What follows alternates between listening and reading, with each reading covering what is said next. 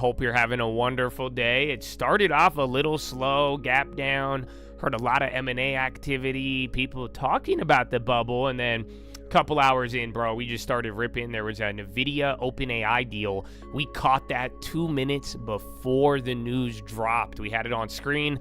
We got a nice 1,200%er, so that was a lot of fun, but now a lot of the other plays came back up. So this whole bubble or not, please watch yesterday's watch list. It's in the link. It's the weekly 2-week watch list that I put out for everybody. You should watch it because I do think this bubble dynamic and what happened from the rate cut, it's very important. The clock has started. We're entering the end of the year. I was even showing Chad some of my old videos because they're saying YouTubers keep saying stuff about real estate. This was a video from several years ago. You should watch it, but we were talking about learning from history, looking ahead, and then I even brought up September, October, and pricing in for Christmas. So think about all of that, but either way, pretty big day. It started out of nowhere. It started off very slow, but definitely the tech, the bubble dynamics, and rates and dollars still acting weird, but everybody going all-time highs. We're right above or right below 6,700, man. Yeah, I mean, here we are. So get ready. I got a good Philo for you. I hope you had a great weekend, baby. So welcome back to Monday. Lock in. And I will see you in a little. Let me get you a news wire, brother. And here, I'm going to keep playing this video instead of propaganda. So I'll give you, this is my commercial, my video from 2021. I think before, yeah. That we did not see at the other time in history, and this has to do with a supply crisis. There is not enough homes available. So yes, I am looking at this for the 5 and 10 year with real estate. I do think that people are pricing in stuff right now, and it's not all the way priced in. Some may be priced in. However, I think everybody is lying about real estate when they start saying it's going to crash and all this, because when you look at the situation, it's not going to be that the forbearances come back or a bunch of foreclosures and then now, oh man, people are worried. It's because right now there are just not enough homes available. So you can see here, this is just the number of homes for sale since 2019. You're watching all of these crazy price moves, but you'll notice this is down over 50% already. So this is the main point here, because of a lot of people say, oh, well, we could be in a real estate bubble, and that may be true. In 2008, you had over leveraging, you had all of this. It's a lot harder to qualify today. However, I could see how people might argue that, but now the real big part is there is just simply not enough houses. The supply and demand, you could double the amount of houses available, and that would bring you just to how many houses we had in 2019 or 2018. The point is, you cannot really have a bubble until you get this supply out of the way. What happened in 08, a lot of builders, everyone kept seeing, okay, yeah, real estate looks good, so they kept building and building and building, and eventually the supply was able to outweigh the demand. So fast forward about what, 10, 13 years later, you can see now prices have gone back up to those 08 levels and higher, but the difference is they cannot build as fast. Really, right now, you have to get through about, I think, 1.3 million houses currently. That's all the homes that you have available, but essentially the demand is way higher than that. So until the supply is able to meet it, and now with all the prices of wood, supply chains, all that, it's going to take about 2 or 3 years just to get there. And then we might be able to start talking about a real estate bubble. But right now, there's just simply not enough houses available for there to be a bubble of something. It's not as if people are paying wild valuations and prices for something there's an abundance of. That's what was pretty much happening back in the day. The last real estate bubble, you had people spending way, way, way higher than the average price in these little areas that really weren't worth it. And there was supply everywhere, and then that's what eventually led to everything getting collapsed, and then it took a while to rebound. The difference is now you have people paying high prices for something there is a low supply of. So these are all of the little reasons that I want you to keep in mind, but here's just the main point. This is the chart that we started with. If you watch the video I posted, it had to do with the era that oftentimes gets ignored, and that is the 1970s, and this was called the Great Inflation. And now why I brought that up last week, we were talking about stocks, we were talking about even policy and what everything's looking like, and that is because what you're seeing today mirrors that exactly the same way. And finally, what you heard about 2-3 weeks ago, if you heard the CPI, if you watched the news, that was one of your first CPI increases since 2007, the biggest core increase since 1987. So we talked about inflation, prices rising, and then again, understanding that what happened back then is essentially happening now, or you could even argue you're doing it at a way bigger scale today, but you have to see what happened to real estate prices. I'll even explain to you why I that got here. But take a look at 1963 through 1969. You saw slight increases. Houses were really, really cheap. This is not inflation adjusted. I think you could like double it up. It would be like $100,000 or something. I have a little bit more data I'll show you and you'll be able to see the conversion. But I also brought this up. If you remember, like, this is why people were able to buy houses cheap in like the 70s, and then you look back, you're like, wow, that was really cheap. But what do you notice happens after 1970? You really just start to see the median price skyrocket. Now the green line is the average, the purple is median, so the average does reflect some of the more outliers or higher priced areas. This is just the median home price, which does very, very well lag certain areas. In less popular areas even today, you could get well below the median price. In some places like California, you're going to be well above the median price. So average has an interesting factor there, but this is what you got to see. From 1970 to 1980, you saw some of the biggest real estate prices. I will go over some of the data with you, and I have even California real estate from the 60s all the way down to 80s. But like I'm saying here, you're seeing 4% gain in the 69, 1% in 1970.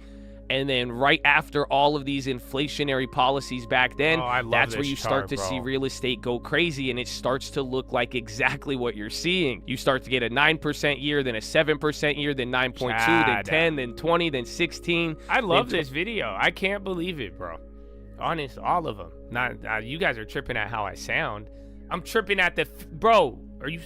God bless all of you who had ears to hear at that moment, and if you listened. This has been 4 years ago, 5 years ago. I don't know. I thought about it because someone was saying something about real estate and YouTubers today. And like I'm saying, I think we know the problems with real estate now. So a lot of this video is still very applicable.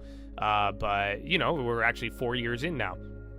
But at the end of the day, it's like, I don't think real estate is as worrisome right now. Like we're seeing some refinances.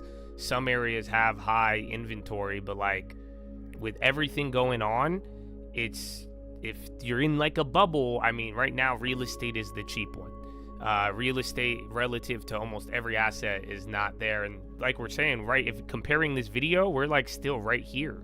We're like halfway through, and it was already 4 years. And now depending on where the rates go, that's why I kind of liked what Moran was saying. Because he's right. They can't change any policy until they get back to their 2. So think about it. He's advocating something very aggressive. Give it a couple months, because once they or even 12 months from this current Fed action, we're going to really know if we're like really going to have lower rates or not, and what the goal is. And that will have a lot of impacts on real estate. But then again, labor, as I've told you guys for a long time. So all in all, I think this video still applies. Where you're at with real estate now, I mean, I'm just not worried about it. Again, higher inventory places already took their decline. I'm not a fan of buying houses expensive, i.e. I don't like buying the highest comp in the last 3 to 6 months, but it's different than when I made this video. But even today though, I mean, I don't view real estate with the same risk as, I mean, again, look at the SPY, look at Bitcoin, look at gold, silver. Everything is up, and real estate is generally pretty flat on the year, unless you're in like Jersey or other places. So we could get into that later. But that being said, my friends,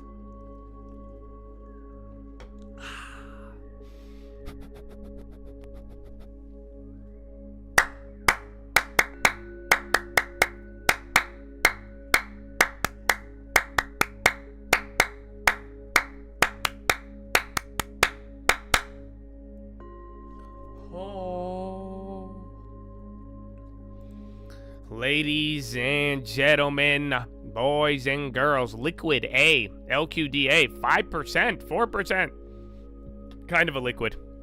But yeah, it's time for Philo. I hope you had a great weekend. I hope you are ready for the rest of this month and the rest of the year. So I do have a good Philo for you. If you don't know what Philo is, you may be shocked about what's going to happen next. But we're going to talk about Jesus Christ of Nazareth. He died on the cross for your sins and mine. I'm a big fan. So if you don't like hearing that stuff, I'm not trying to bother you, and I'm definitely not trying to change my opinion, because it's a really deep-seated belief at this point. So I'm not trying to cause any strife. However, we're all grown adults here. So if you don't want to hear about Jesus Christ, my homeboy, then you could kindly exit and return at a later time. Otherwise, if you're down to listen, I think you might get something out of it, and I would love to share it with you. I'm not trying to have a debate. The last guy who did, you guys killed him, so there you go, and I hope you listen. So other than that, we will have stocks, so if you want to use the wire, you can. You could help me out if I miss anything. If you have any questions, you could ask them, but if it's not priority, if it's not breaking news, then I am going to just focus on what I'm focusing on. So I love you all, and God bless you, for real, man. And truly, all these videos, all the videos from back in the day, even this stuff now, I hope you watched the watch list even from a couple days ago. I hope you got even the long term. For real, I would love to see everybody. I don't care what you believe in. I want to help end poverty. I think some of you are going to help me with it. Maybe, it'd be cool if somebody bought me a house one day, but I'm very calmly and very adequately content with the idea of more and more people in this generation owning and acquiring assets and becoming men and women of means. Because as you see here, man, over these years and these cycles, it's easy to get left behind and like listening to the noise and not just, move with some no fear, bro. You'll make some mistakes, but I really think you don't ever fade yourself. And I hope you believe in what you could actually accomplish, and you should make a plan and start executing as soon as possible. The sooner you start and the more consistently, the better. So, yeah, but I could go on for days about the long term and all of that. So what else I want to talk about today is big, but I want to go deep. I'm going to give you a deeper topic. I've been going pretty deep with these Philos, and I said this on a watch list. Somebody emailed me, but I'm glad. I was talking about this with a lot of people. I even got to talk about this with my dad, and dude, we love it, bro. And I love knowing God, and God is good, okay? But do you guys, all of you got to realize, like, all the deep God and knowing God and God is great. I hope you don't, fall victim to over spiritualization, which is interesting coming from me, but like I'm saying, I think you should think about that. But don't ever forget, everything is because Jesus died on the cross. And my brother, is all through grace. So what I'm trying to tell all of you is that nothing is required for Jesus. And I hope you don't ever get confused by that. And I like to go deep into it, and I love the Bible, and I'm like, dude, intelligence, there's so many meanings to it. It's a living word, bro. Every time I open it, it's exciting. I like spending my time there. I feel like the Lord, through my life and everything I've been working on, my skills, my talents, it's pulled me to all these areas. But I'm doing that because I want to, and I have that desire. But do you understand that does not really separate you and I when it comes to the Lord Christ? Do you get it? And I hope all of you do. Don't ever forget this. It doesn't make me better than you, or you don't have any spiritual thing. That you may have different gifts, but the measure of faith, that's equal in everything. And the fact is, why when the light, God, Jesus, you kill me right now, bro, I know I'm going to heaven, but why? Is it because I did anything? Is it because I had a Philo? Is it because I could interpret the Bible so well and I could connect these things and I know God? No. It's because Jesus died on the cross, bro. At bare minimum. And now you are called to go beyond that minimum. I agree. Don't you ever think, oh, all right, well, Jesus died, I won, I ain't got to do it. You know what I'm saying? But, do you get what I'm saying? That's the contradiction. That's the cross that you got to find. There's a nice, you can't do the bare minimum. You can, but you can't. But then at the same time, it don't matter how deep you go into this word, my brother, for it truly is your heart and soul, and it's not through works. And don't ever forget the doctrine of grace and what that truly means. And don't let the intelligence and the reason in the world, don't let that wormwood its way in there and trick you and think that, oh, the brain, and I use my brain, and so, but yes, you do, and you're called to, and you should live at the highest potential, and you should utilize every element that God has given you and learn to access it and use it. But at the same time, bro, what is this ability? Where does it come from? This gift, the blessing? It's like, bro, it's equal, and it's Jesus, and it's only through him. And that also means we didn't earn it. And don't lose sight of that, because that's very special.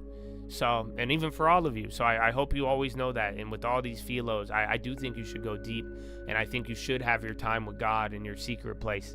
And that's what I'm saying. You'll arrive at this conclusion, and you'll understand what this means more and more. But do not be discouraged. And just remember, God, that's the whole point. That's why it's God. That's why he's God. He could reach anybody through anything in any way. You can't even imagine it. So if you think it's you did something, no. So yeah, I hope you feel me on that, man. And this is why, like, again, I was talking to my dad, and and this is what I'll tell you, man. Because, like, I don't think I have anything special, and I think we all have something special equally through God. Other than that, there's nothing special beyond that. And is it that I know more about God? I don't think so.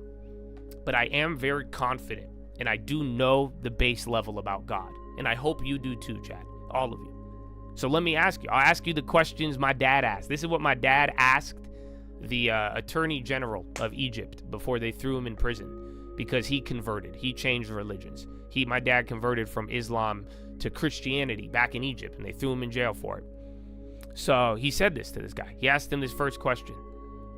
He said, do you know if God loves you? Allah. Does Allah love you? Does God love you? That goes for all of you. Answer that question. Do you know in your heart that God, the creator of the universe, the creator of you, the spinning globe, all this stuff, do you know that he loves you? That's your question number one. You think you need to be able to interpret some text and understand everything and memorize the text and do all this and let the lawyers burden you with the religious burden and come on. Do you know if the creator loves you? Whatever you call him, whatever. You think it's a light, a person, a man, not a man, a fish? Do you think it's an analogy? Do you know that it loves you? That's the question. Number two, you died right now, today, 2025. Lord, rest his soul, man. We shouldn't have seen that. And you saw it. You saw it in a moment. If you died today, what's going to happen? Do you have any confidence in what that would be? Do you know where you're going? That's the next basic question. Are you afraid of it? Do you believe there is an afterlife? And how do you view it? That right there is your second question. That's what you need to figure out. You think you need all of the analogies in the world? Like, truly, what do you believe about death? And where do you think you're going? Do you know where you're going? And then here's your final question. Do you believe that God can change you? This one's crucial. Because a lot of people don't believe this. Do you know even a lot of religious doctrines? Go look at societies and caste systems, classes. We live in the class war even to this day. Look around. Do you believe that God could change you?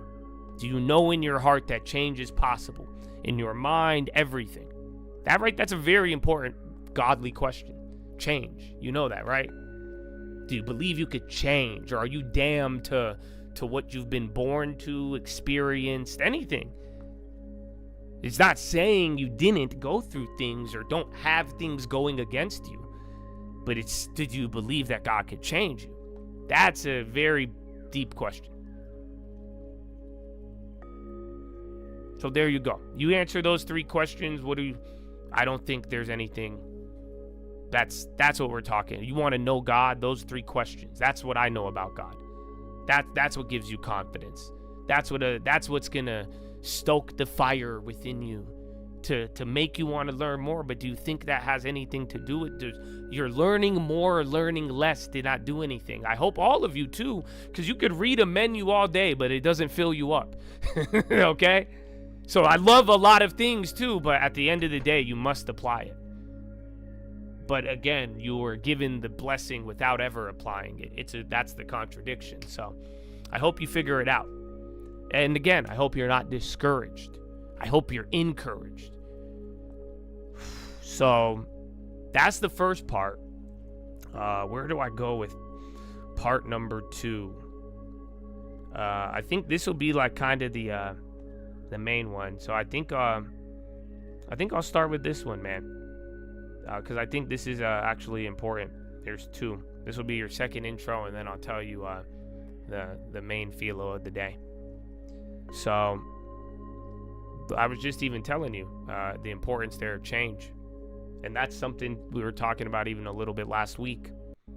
But just remember, you could change backwards. Sometimes you need to reset, and that's okay. But at the same time, if you understand the logic of the reboot, you understand the logic of going back to the North Star, then the logic is that not all change is an advancement.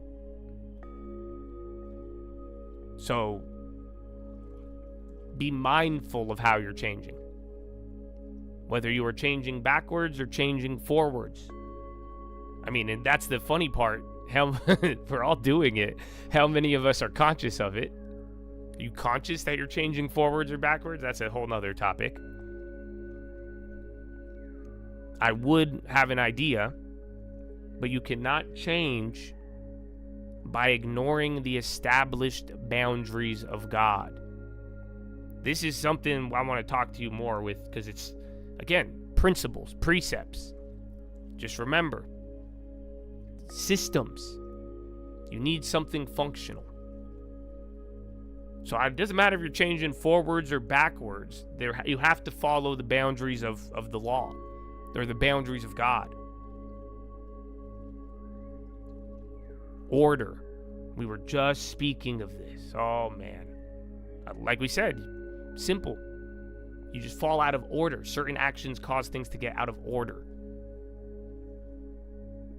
I think about a tumor.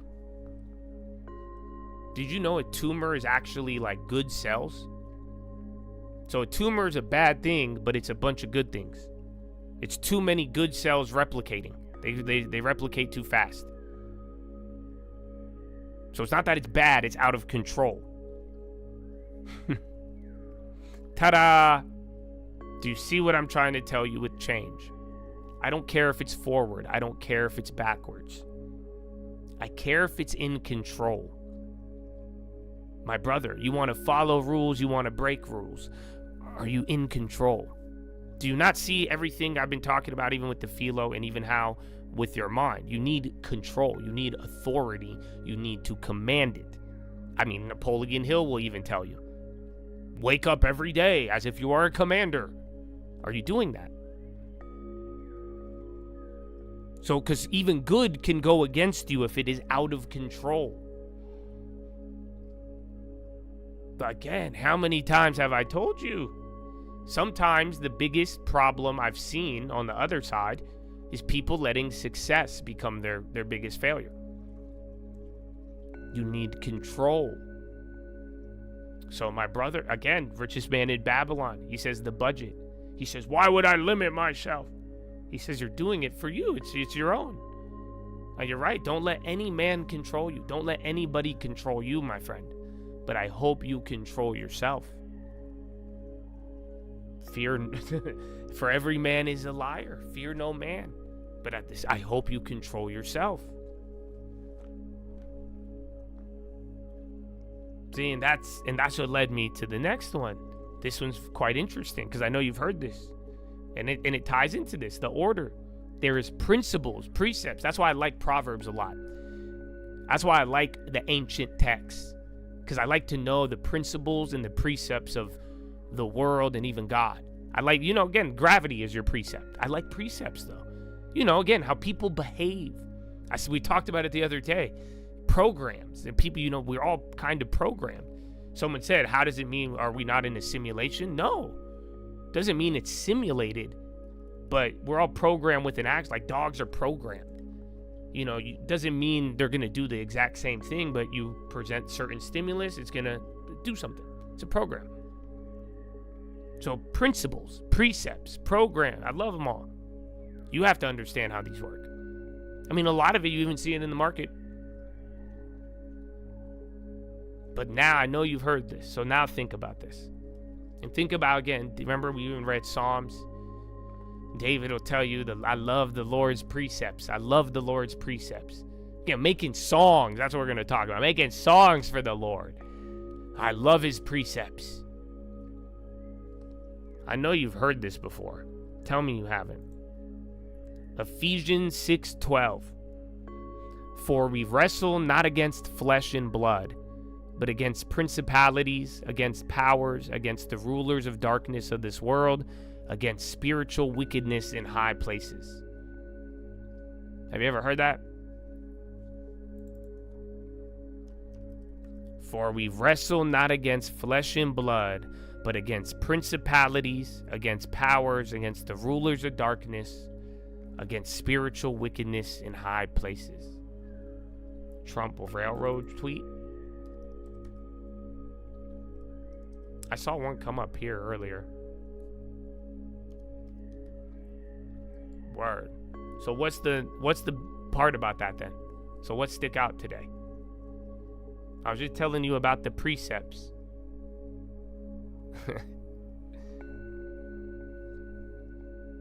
What do you think stood out? Only one word, believe it or not, in all of Ephesians 6:12. One word.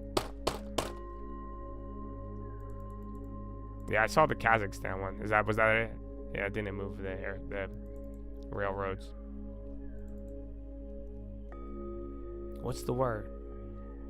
For we wrestle not against flesh and blood, but against principalities, against powers, against the rulers of darkness of this world, against spiritual wickedness in high places.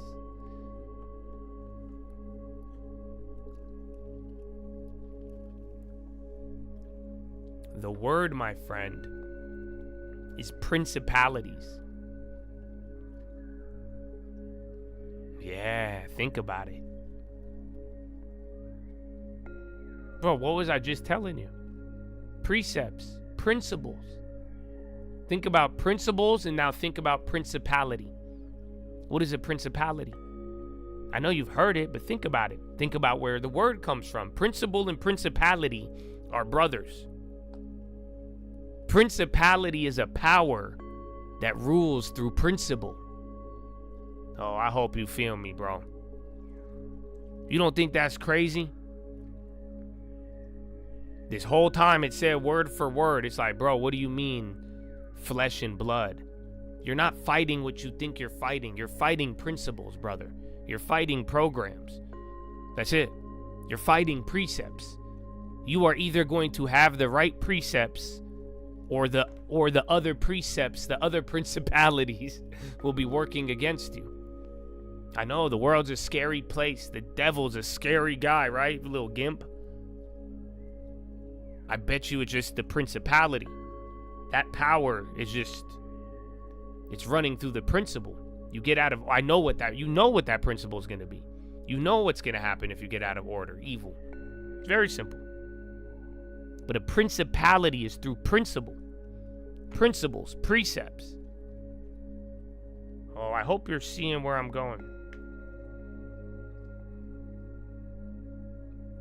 So, I'd fall in love with them. I'd keep loving them. Actually, it's crazy. I don't know. I love the word, man. I even read it this morning. Did you see the Bible verse this morning? Just love the word, bro. Love the precepts. Did you see the verse this morning? It said Mark 9:23. Jesus said to him, if you can, all things are possible for one who believes. My brother, why is that in the Bible? Come on, you don't think that's dope? I do. But then it's like, why did God put that in there? Why did God want that in the Bible? You know that? Why did he just wanted you to have word for word that right there? That idea, in those words directly. If you can, all things are possible for one who believes. Oh yeah, might I add, it's a principle. Amen. Think about it. But it's like, dude, that was the verse of the day. Did you read it? It's funny because if you read the verse this morning, it's even a story, and then they go and they're like driving out demons. Let me see where it is. Yeah, the transfiguration. Yeah, and then he heals the boy with the spirit. They saw the crowd, they greeted him and ran up to him, and he asked them, "What are you arguing about?" And someone from the crowd answered him, "Teacher, I brought my son to you, for he has a spirit that makes him mute, and whenever it seizes him, it throws him down, and he foams and grinds his teeth and becomes rigid. So I asked your disciples to cast it out, and they were not able." And he answered them, "O faithless generation, how long am I to be with you? How long am I to bear with you? Bring him to me."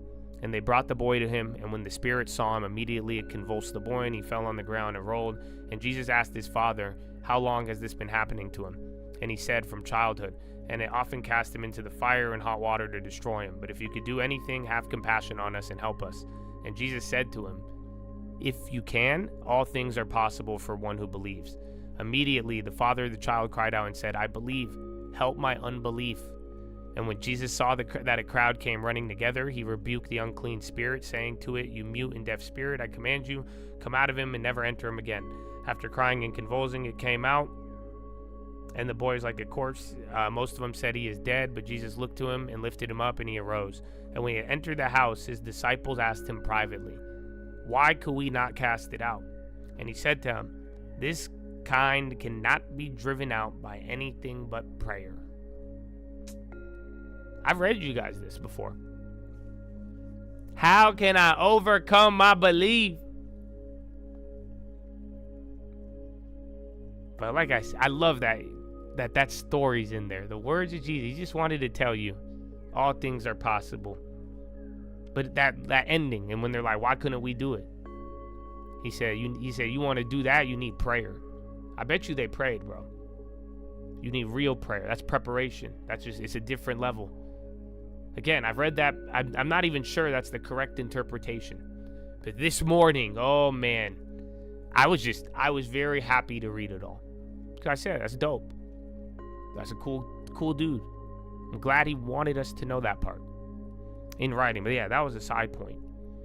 But again, the principles and principalities. Your battle, my brother, is against principles. Just a couple weeks ago talking about it, I hope you fell in love with them. I hope you love them. But again, my brother, you're fighting against them. The thing that has power over you is nothing but a principle. I guarantee you it has no power other than it's a principle operating in your life negatively. Do you understand? Think about it. Addiction, drugs, gambling, you name it. It's a principle. It's a principality, my brother. If you don't put your money to work, it's going to work against you. Again, everybody tells you what's going to happen if you gamble. They tell you how does addiction work? It's a principle. Think about it. The floor keeps rising. It's a principle. Do you understand? Principles. You understand the principles, you could defeat the principality. You choose your principles, live by them. I mean, there you go. The kingdom is within you, my brother. So now, that's just the intro. That took a decent amount of time, but this one might be pretty quick. It might be pretty quick, but you might get mad at me. Somebody might get mad at me. It's funny. It's so weird. Because beginning of the year, when I didn't think people would get mad, they get mad. And then now, I think I had a talk the other day, and I had some guy. I had another Christian dude. I would say I looked up to him. And, I could respect it. And he was actually encouraging me. I wasn't expecting that. And he said with some of the stuff, because again, I was just the other day telling you I don't believe in religion. I said, I don't care what your religion is. I think we all need Jesus. I follow Jesus. Jesus said, don't follow religion. Jesus was going up to the Pharisees, sitting down with them. And quite frankly, at the time, what Jesus was saying to them was blasphemy. That's why they killed him. If you really think about it, he said at their table, you said you're dirty on the inside, but you take care of how you look on the outside. Ugh. He said, you guys are wicked, and you put burdens on people. He said, you're not getting into heaven, and you're even keeping people from getting into heaven, and you want to make a show about it. All you want is people to look at you and think you're good. Do you even know about the love? That's what Jesus was pretty offensive. Again, I just go read Luke 11, Luke 15. It's a beautiful story, actually. I think we all could relate, to be honest. Some of you, even if you don't like Jesus, I think you probably have more in common than his actual story than you think. So, yeah, it's surprising, though, because I just said that stuff. But I got encouraged from somebody I wouldn't expect to even agree with it. So, I don't know, man. I think the world's just in a weird place right now. And there's a lot of back and forth, but at the end of the day, the truth is the truth. And if it hasn't already been revealed yet, it will. And I think we are, you guys don't think it's crazy? I was just talking to you guys about revival. Well, yeah, look around. It's starting. So I even said it. Even some people I don't really like, but as long as they point to Jesus, I don't really care. That's all that matters. If you hurt the little ones, you will be judged. Good luck. So I don't know. It's some people think the rapture's tomorrow. But I do think, the Spirit of God is coming alive, and they said, end of days, you'll give them visions and words, and you're seeing people wake up. But I think for all of eternity, not just the end of days, you should value it and prepare regardless. So, that being said, I think you all should rejoice and make music for the Lord. And now, what the other esoteric analogy I'm going to give to you today is why. And think about it. It goes New Testament to Old Testament. Have you ever noticed how often the Bible talks about making music for the Lord? So, Ephesians again says, speak to each other, psalms and hymns, and from the Spirit, sing and make music from your heart to the Lord. Here, where's the other ones? Come, let us sing for joy for the Lord. Let us shout aloud, the rock of our salvation. He says, I will declare your name to my brothers in assembly. I will sing your praise. I will sing to the Lord, for he is exalted. Sing to him, sing praise to him. Tell all of his wonderful acts. I will turn my ear to a proverb. With the harp, I will expound my riddle. I'm just naming them off. That's Psalm 49, 101. I will sing of your love. I will sing praise. Psalm 150. Praise him with the timbrel and dance him. Praise him with strings and pipe. Praise him with the clash of cymbals. Praise him with resounding cymbals. Colossians. Let them dwell among you through psalms, hymns, and songs of the Spirit with gratitude from your hearts. Psalm 98, sing to the Lord a new song, for he has done marvelous things. Revelation. We got even in Revelation, and they sang a new song before the throne. We have different definitions of popping hard.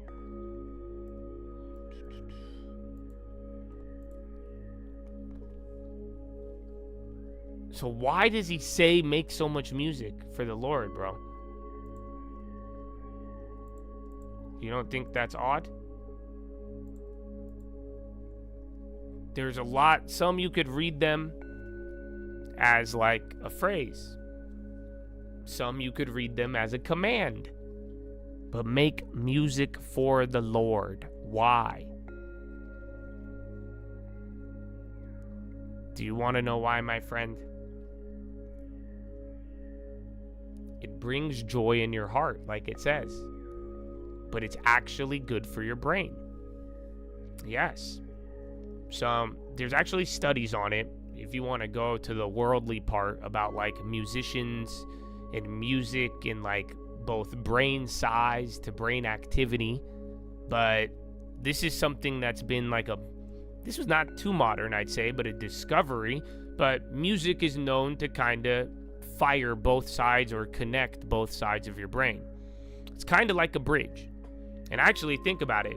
That's the part that we also got to look at today, your brain. Do you know your brain is split into two sides? Have you guys ever heard of that? Have you ever heard of your brain, right and left side brain? I feel like I used to hear about that a lot more. White House says Trump aware of Russia's new START treaty offer. And then Trump to sign TikTok deal this week. Yeah, the hemispheres. Yeah, so you know what's up. So awesome. So yeah. Ironically, New Testament, Old Testament, a lot of music. But make music for the Lord. Sing praise. You should sing praise and you should sing music and make your own music for the Lord and use music. Good music. That's why bad music is. That's why I hate bad music. It sucks that I listen. That's why I'm like, oh my goodness. My mom was right. But yeah, it's good for your brain. That's how you can activate both sides. And now this is where it gets trippy. This is probably the part that you've probably heard of, Story Rise. Have you ever heard of Moses and the Red Sea? Have you ever heard of leaving Egypt and splitting the Red Sea? And then Broadcom, brother, Broadcom. I think we're doing... Broadcom. Oh, it got to go a little more, though. I want this to turn into NVIDIA. But yes, have you ever heard of that? Okay. Now look at your brain. Your brain has a little split too. But here is one of your analogies. Do you know what Egypt is? My parents came from there. But that was also the place of fear and bondage, anxiety, and all the other things Moses was leaving. And then what did he have to do? He had to go through the sea, the Red Sea, and praise the Lord. He split the Red Sea. And then into the Promised Land. I think the same thing applies for your brain. And that's why it's cool, because both music and meditation access your brain. An NVIDIA deal doesn't alter OpenAI compute plans, including partnership of our own Microsoft chips. That's probably why Broadcom went up.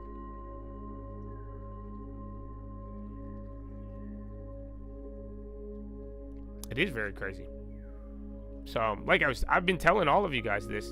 I believe everything in the Bible, like literally. That's why all of these analogies just trip me out, because I still think they apply in multiple senses. But again, if you haven't realized by now, part of it, and for all of you, you want to use the right side of your brain. So here's meditation and music, my friends. Good stuff. Again, if you're not, if you're meditating, expecting and trying to do stuff instead of just staying in the presence, it's going to take longer. Again, music, and you got to think about it, using your brain. Music activates your brain. So I hope it's for good. But if you could use it in a positive sense, I don't know, man. Hear me out. Are you ready? I don't think all of you guys are musicians. You know that? I think some of you have terrible rhythm. You know that? And I think some of you probably can... Oh, man, you were probably terrible musically. Oh, my brother, you should still make a song for the Lord. Do you understand? I think all of you should try it. I think you should listen to the Bible as a command. When it says, make songs for the Lord, praise the Lord. I will sing and make music. Do you understand me? I don't think God wants you to become a gospel artist. But I do think there's some effect that it has in you when you sing to the Lord, my brother. Let me put it this way. How many of you sing to the Lord already? Be honest. Because I won't lie to you, that may be a big difference between you and I. Because I be hella singing singing about the Lord. Do you understand me? You want to use your brain? I'd start using your heart and mind for the Lord, my brother. Again, tithe your mind. Give him that 10%. I think that would involve music and songs and hymns and humming for the Lord. Good. So yeah, I think it activates your brain. And the goal is to use more and more of the right side of your brain. That's where you get, again, a lot of, I think they even say you dream at the right side. Yeah, I put up sound. That was on the high ticker right there. So all in all, and even that whole Red Sea example, bro, there's a lot of, again, the sea of emotions. And that's, again, that analogy in the splitting of the Red Sea. It's not just through music. Again, music is one of those things that helps connect the sides of the brain. But again, that whole, everything from the pineal gland, or quite simply the Lord, the Spirit, that's the whole, again, the Red Sea. It's just very symbolic and it's very literal. It means a lot of things. But it also means in the middle. Do you know what else is in the middle of your brain? Your pineal gland. Again, split between the two hemispheres. Right there in the middle, too. And you also got the hippocampus and all that other stuff. But, again, split the Red Sea, brother. That means going within. Again, the kingdom is within you. The light within. One way, true light. Oh, man. God bless. But, yeah. So, all in all, welcome to Monday. I hope you're encouraged. The level you want to use your brain, life, all of it, my brother. The Lord is with all of you. Just by mere acceptance and simply because you believed and he died on the cross for you. You want to go any deeper with that? It's on you to use your mind. Again, live up to your potential. Follow the precepts, principles. A good way to start. You think the brain shit is crazy? My brother, follow the rules. Follow commands. Because again, we're human. Things are difficult. So, but again, I believe all of you can use your brain. And I think focusing within it and utilizing the right side, planning, bro, again, all this stuff, using your logical end, thinking, bro, that's right side shit. So start tapping in. But above all else, I want to see some of you even make some music to the Lord. And above all, do not be discouraged. For again, that means there's a lot within you. And that's what Jesus died to tell you. And that's what they killed him for. Because the kingdom is within you. And there is a lot, again, when you access your brain, you live in your potential, my brother, that's a good thing. So, I hope you are excited as much as I am, and I hope you continuously build bridges between you and the future self, and also the bridges between your brain and everything that the Lord has already blessed and endowed you with. So take that to the bank. That is your philosophy, ladies and gentlemen. Make sure you guys are subscribed. We're live Monday through Friday, 30 minutes before open. God bless America. Thank you for the veterans. And here is my uncle. Where's homeboy at?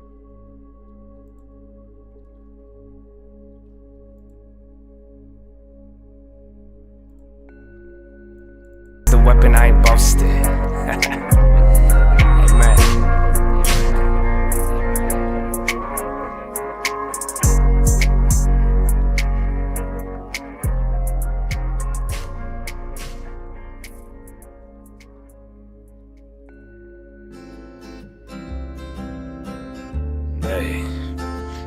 Yeah.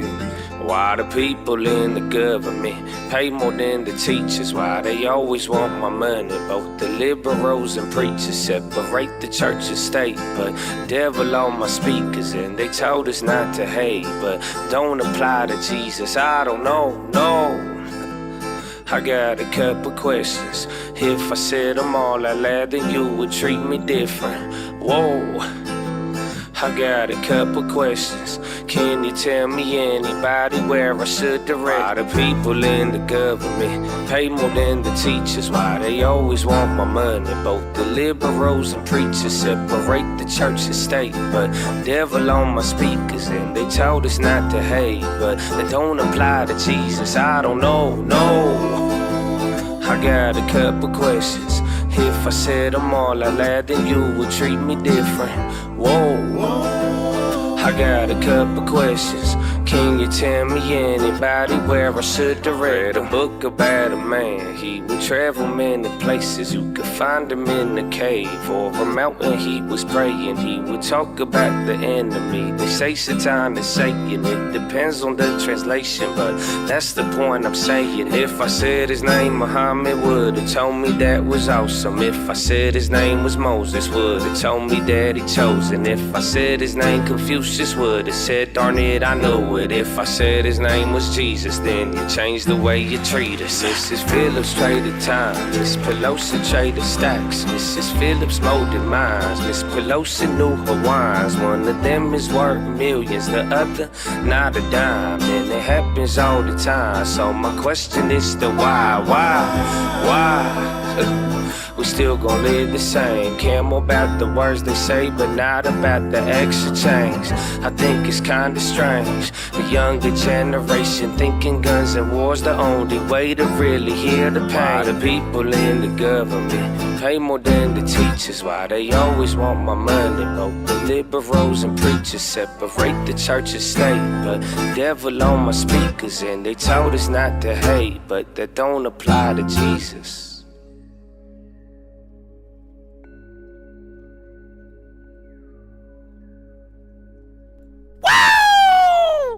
It was waiting for me. Some people don't even have dreams. It was you waiting. Know what I'm saying? But if you blessed enough to have a dream, are you blessed? Chase it, bro. I think you are, Chad. Chase it. Wow.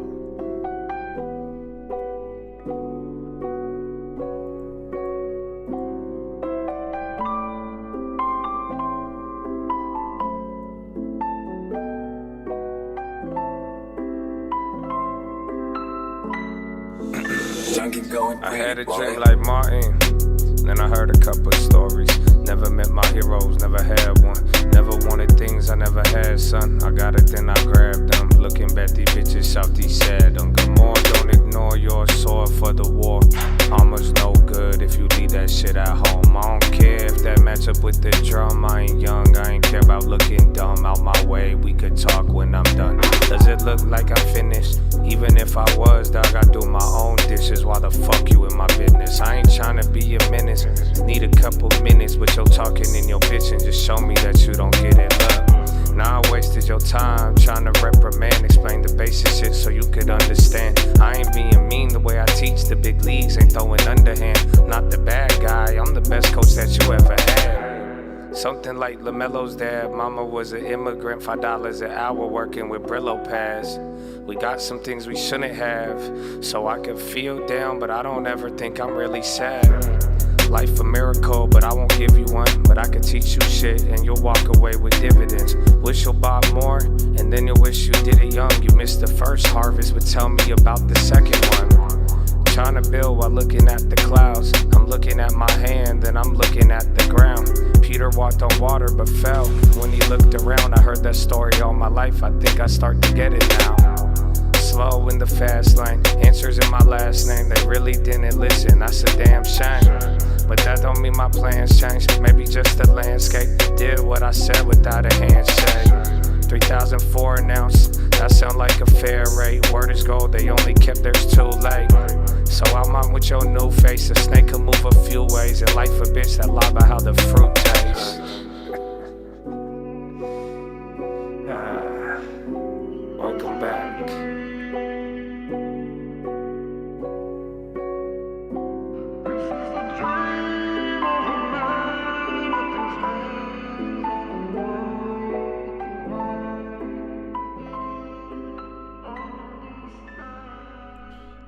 Peter walked on water, but fell. Fell when he looked around. I think I'll start to get it now. Yeah, dude. They already ended it. I thought it was gonna be longer. S&P 500 at the request of transparency in government. I kind of want to watch the recap. Is there any clips? I could clip it apart, but I might put it on 2x speed because we missed it by like 10 minutes. But I did want to see, because this is the first press briefing since your boy Charlie. It's kind of crazy, bro. It's been 2 weeks, and then everything over the weekend. That was a dude. How many people was that? Was it 100,000 people? Because that was crazy. But the UAE and Jordan. After these important meetings, the president on Thursday, White House President will welcome President Erdogan of Turkey for a bilateral meeting. And on Friday, the president will travel to Long Island for the Ryder Cup golf match between the United States and Europe. This event is one of the greatest sporting events in the world, and it would not be taking place this year without President Trump's help. President Trump signed an executive order last week preventing a strike that would have crippled the New York City area ahead of the tournament, and at the request of the 5 labor unions who all represent workers on the Long Island Railroad. One of the greatest golfers in the world, Bryson DeChambeau, praised the president's critical intervention, saying, quote, "When the possibility of a strike threatened to disrupt transportation and attendance, President Trump stepped up and took the action needed to protect this world-class competition. Thanks to President Trump's decisive leadership, the Ryder Cup experience will be everything fans in the golf community deserve." Again, that's a quote from the great golfer Bryson DeChambeau. Now let's all hope the American Ryder Cup team can take home the trophy. In other news, positive economic data continues to pour in. Brand new polling shows that Americans' faith in the economy and the direction of the nation is back on track and shooting even higher.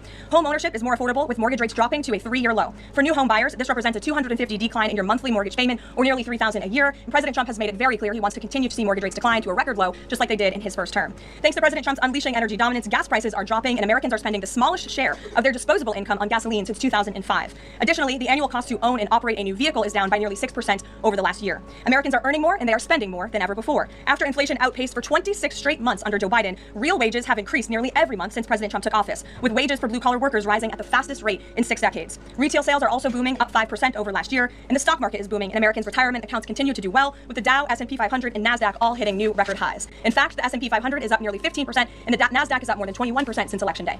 As part of President Trump's mission to restore America as the manufacturing superpower of the world, he has secured nearly $9 trillion in U.S. investment, nearly 9 times more than Biden attracted in his entire 4-year term, and we expect that number to be upwards of $15 trillion very soon. We're already seeing the initial economic benefits of these investments, with industrial production recently rising to an all-time high. President Trump built the greatest economy in the history of the world in his first term, and we are witnessing him do it all over again. Now, before I open it up to questions, I do want to speak on the heinous political assassination of Charlie Kirk. As President Trump powerfully stated yesterday, this assassination was an attack on everything that makes the United States of America the greatest country on earth. But that attack has completely failed. The heartwarming response from the overwhelming majority of the American people over the past 2 weeks is all of the proof that you need. The assassin who took Charlie's life can destroy flesh and blood, but he can never destroy the values that Charlie stood for. All across the country, millions of Americans have prayed, hosted vigils, attended church services, became politically engaged for the first time, and honored the legacy of Charlie and the ideals he died speaking for. The beautiful memorial service attended by President Trump and 100,000 great Americans in State Farm Stadium yesterday was just the latest example. And Erica Kirk's mercy was one of the greatest acts of grace this world has ever seen. May God continue to watch over Erica and their beautiful children. Unfortunately, there have been some jarring exceptions to this unity. This past Friday, 58 House Democrats voted no, and 38 voted present on a resolution that simply stated, condemning in the strongest possible terms the assassination of Charles James Kirk and all forms of political violence. There were no strings attached to this vote. This was a simple gesture of human decency to denounce political violence. I wish I could say that this was only a fringe group, but 96 votes is nearly half of the entire House Democrat caucus. And they didn't just vote against this basic resolution condemning political violence. A number of those same Democrats took to the House floor to smear Charlie Kirk's name. The man wasn't even buried yet, and Democrat members of Congress were denigrating his memory on the floor of the House of Representatives. This was truly a sad moment and a clear reflection of how radical the Democrat Party has become. Many Democrats in elective office have now been totally captured by a radical fringe of the far left base who want to dehumanize every person they disagree with. We must continue to call this wickedness out. It's the only way that our nation can heal. For too long, past leaders have offered platitudes while political violence has been allowed to fester and harm innocent Americans. There has been coordinated campaigns dating back years, spearheaded by radical left-wing organizations centered on dehumanizing, intimidating, doxing, and even attacking Americans whom they disagree with. These groups have radicalized impressionable individuals to foment violence. An attempted transgender assassin traveled to Justice Brett Kavanaugh's family home with plans to end his life. An attempted assassin came within an inch of ending President Trump's life in Butler, Pennsylvania, and on the campaign trail, another attempted assassin tried to kill the president at his golf club in Florida. A left-wing assassin shot United Healthcare CEO Brian Thompson right in the back in the heart of New York City. ICE agents are facing a more than 1,000% increase in assaults for simply doing their jobs. Violent radical left-wing mobs engaged in illegal behavior, targeted Jewish Americans, and shut down America's college campuses under the previous administration. Left-wing mobs burned down Tesla dealerships out of, quote, protest of Elon Musk and his policies. In May, a left-wing activist shouting "Free Palestine" murdered 2 innocent Israeli embassy staffers outside of the D.C. Jewish Museum here in Washington. These are just I sped it up to 2 times. But like, do you guys notice how I banned the shit out of all of y'all? And she says so many buzzwords, and y'all are calm. Praise the Lord. Thank you. A few examples, prominent examples, of the growing left-wing political violence in our country. Enough is enough. I'm and as just trying President to Trump has let you know promised, I he will can get the directly address the info, dark and forces I'm like, funding wow, and that's supporting amazing. this domestic terrorism to finally restore order in our country. The American people can expect further, very strong action on this very soon. Everyone, Republican, Democrat, everyone in between, we all deserve to live in a country where we do not have to fear for our lives simply for stating what we believe in. With that, I will take your question. In today's new media seat, we have Monica Page, who is the White House correspondent for Turning Point USA's news organization, on the front lines. Monica, thank you for being here. We're so sorry for the loss of Charlie. I know you work for him, you were very close to him, and we appreciate your being in the new media seat, and also your commitment to covering the White House. You are here every day, just like the rest of everyone in this room, so why don't you kick us off today? Thank you so much, Caroline. I don't think you realize how much it means to me to be here in this seat, especially on behalf of Turning Point USA and Frontlines. We greatly appreciate it. We also greatly appreciate the outpouring of support and just the really kind words that we heard yesterday at the memorial service. That means more to us than I don't think anybody ever knows. And even the global support that we're seeing for Charlie has been overwhelming, and it doesn't go unnoticed. So thank you so much. I have 3 questions, if I may, on the horrific murder of Charlie Kirk. Government and local officials said that Antifa inscriptions were engraved in these bullet casings that killed Charlie Kirk. It appears to be a trend, especially after what we saw in the Annunciation Church shooting, Catholic Church shooting. Additionally, Stephen Miller recently commented on the rise in this kind of violence, saying there is a domestic terrorist movement growing in this country. The president is designating Antifa as a domestic terrorist organization. I'm wondering what is the approach to holding these people accountable, just to ensure that violence like this just is eradicated moving forward. Sure.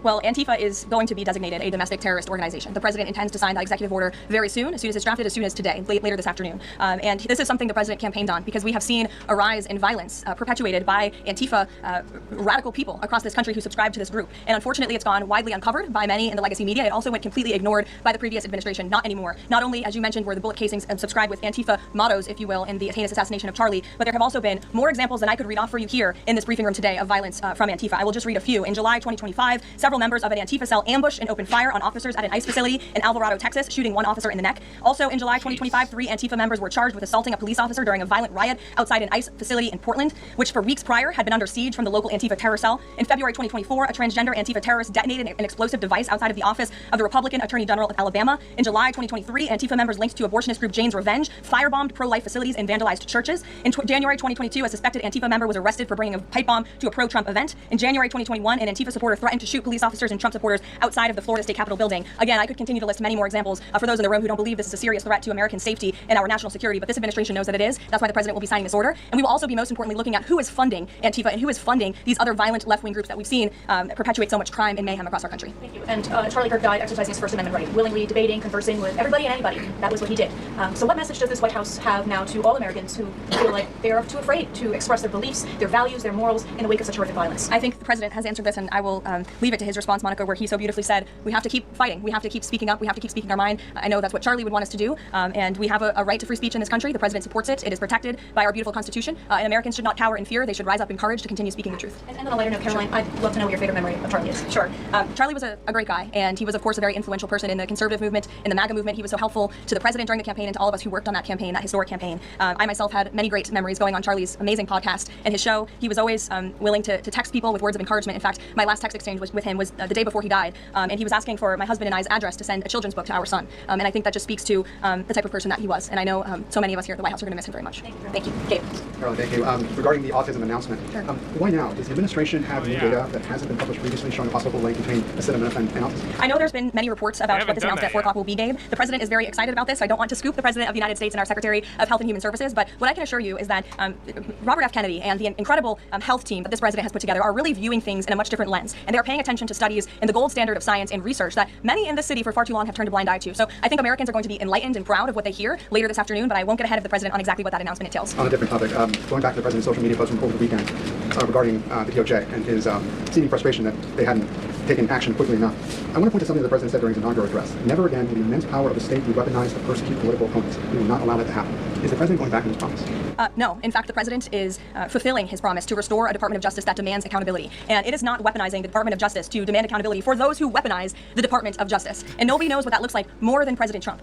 We are not going to tolerate gaslighting from anyone in the media or from anyone on the other side who is trying to say that it's the president who is weaponizing the DOJ. It was Joe Biden and his Attorney General who weaponized the DOJ. Joe Biden used this sacred American institution to go after his political opponent in the middle of an election year. And you look at people like Adam Schiff and like James Comey and like Letitia James, who the president is rightfully frustrated. He wants accountability for these corrupt fraudsters who abuse their power, who abuse their oath of office to target the former president and then candidate for the highest office in the land. And I think the president is reaffirmed in those frustrations and his hope for accountability by the millions and millions of people who reelected him to this office with a mandate to demand accountability. And the president has not been shy about this, Gabe. In fact, when he traveled to the Department of Justice earlier this year, all of you were there to cover it. He said, quote, I demand a full and complete accountability for wrongs and abuses that have occurred. The American people gave a mandate to investigate and root the corruption out of our system, and that's what the president wants to see done.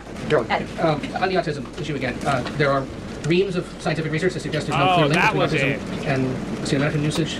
Today, they may have new information on this. That was the winner. And this entire debate has the potential to confuse. It wasn't CSX or whatever when we first got the headline. It was WAP. Wall Street Journal dropping it now, years, in fact, for it's already decades, up have been confused by the rapid increase in autism in this country, in the childhood epidemic, that is chronic epidemic, disease epidemic that is plaguing America's youth. Women are confused about that, and they want answers to that. And that's exactly what this administration is focused on finding. And before you jump to conclusions based on reports that the White House has not even confirmed, I would encourage everyone in this room to go into the 4 o'clock announcement with some critical thinking skills and with some open ears to actually listen to what the president and his team of outsiders have to say about this. And there will be a number of things that will be announced and discussed. And I think, I know as a mother myself, I speak, I believe, for many mothers across the country who really want answers to what is happening to our nation's children. So again, I won't get ahead of the president, but I think everyone in this room needs to tone down the judgment before you even hear what people are going to say. Sure. So to the Holman investigation, can you just speak to the president asked the Justice Department to close the case, and does Holman have to return the $50,000? Well, Mr. Holman never took the $50,000 that you're referring to, so you should get your facts straight, number one.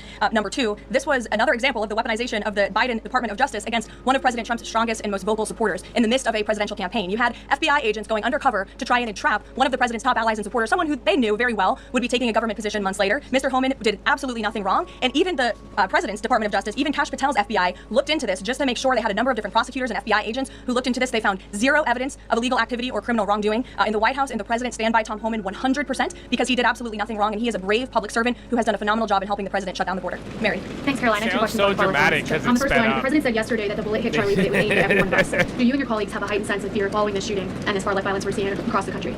I certainly think there's a heightened sense of awareness by conservatives across the country, by all of us here at the White House. Again, as I said to Monica, many of us were personal friends with Charlie and had involvement with Turning Point before we came and served our government in this way. So certainly it's a very shocking incident, and I think it's very unfortunate that those of us who work in this movement have to think about violence just for speaking our minds and for supporting President Trump. And to follow up on that, I asked the president last night on Air Force One about this pattern of transgender violence we're seeing. Charlie's killer lived with his boyfriend who identifies as transgender, and then we have the Annunciation shooting, the Covenant shooting, all of these incidents. The president said that we're looking into transgender violence. Does that mean the FBI is looking into it? And can you give me more clarity on how the administration is viewing this uptake in specifically transgender violence? It's definitely something worth looking into, and I think anyone who denies that at this point is being willfully ignorant. And the administration is taking it seriously, all causes of violence, and why these people would be driven to such evil and such hatred. And there's probably many answers to that question, but the administration is really focused on all of them. For individual investigations and cases, of course, the FBI and the Department of Justice are leading those. But as for this overall violence and domestic terrorism that we're seeing, the White House and the president's policy team will be leading the charge, and that really begins with designating Antifa as a domestic terrorist organization. And I can assure you there will be additional actions to come. Sure, and I think. Thanks, Caroline. Liz Landers with PBS NewsHour. I just wanted to follow up quickly on something that the president had said yesterday. So we heard from Erica Kirk. She said she forgives the man who shot and killed her husband. And then right after that, we heard from the president who said, I hate my opponent and I don't want the best for them.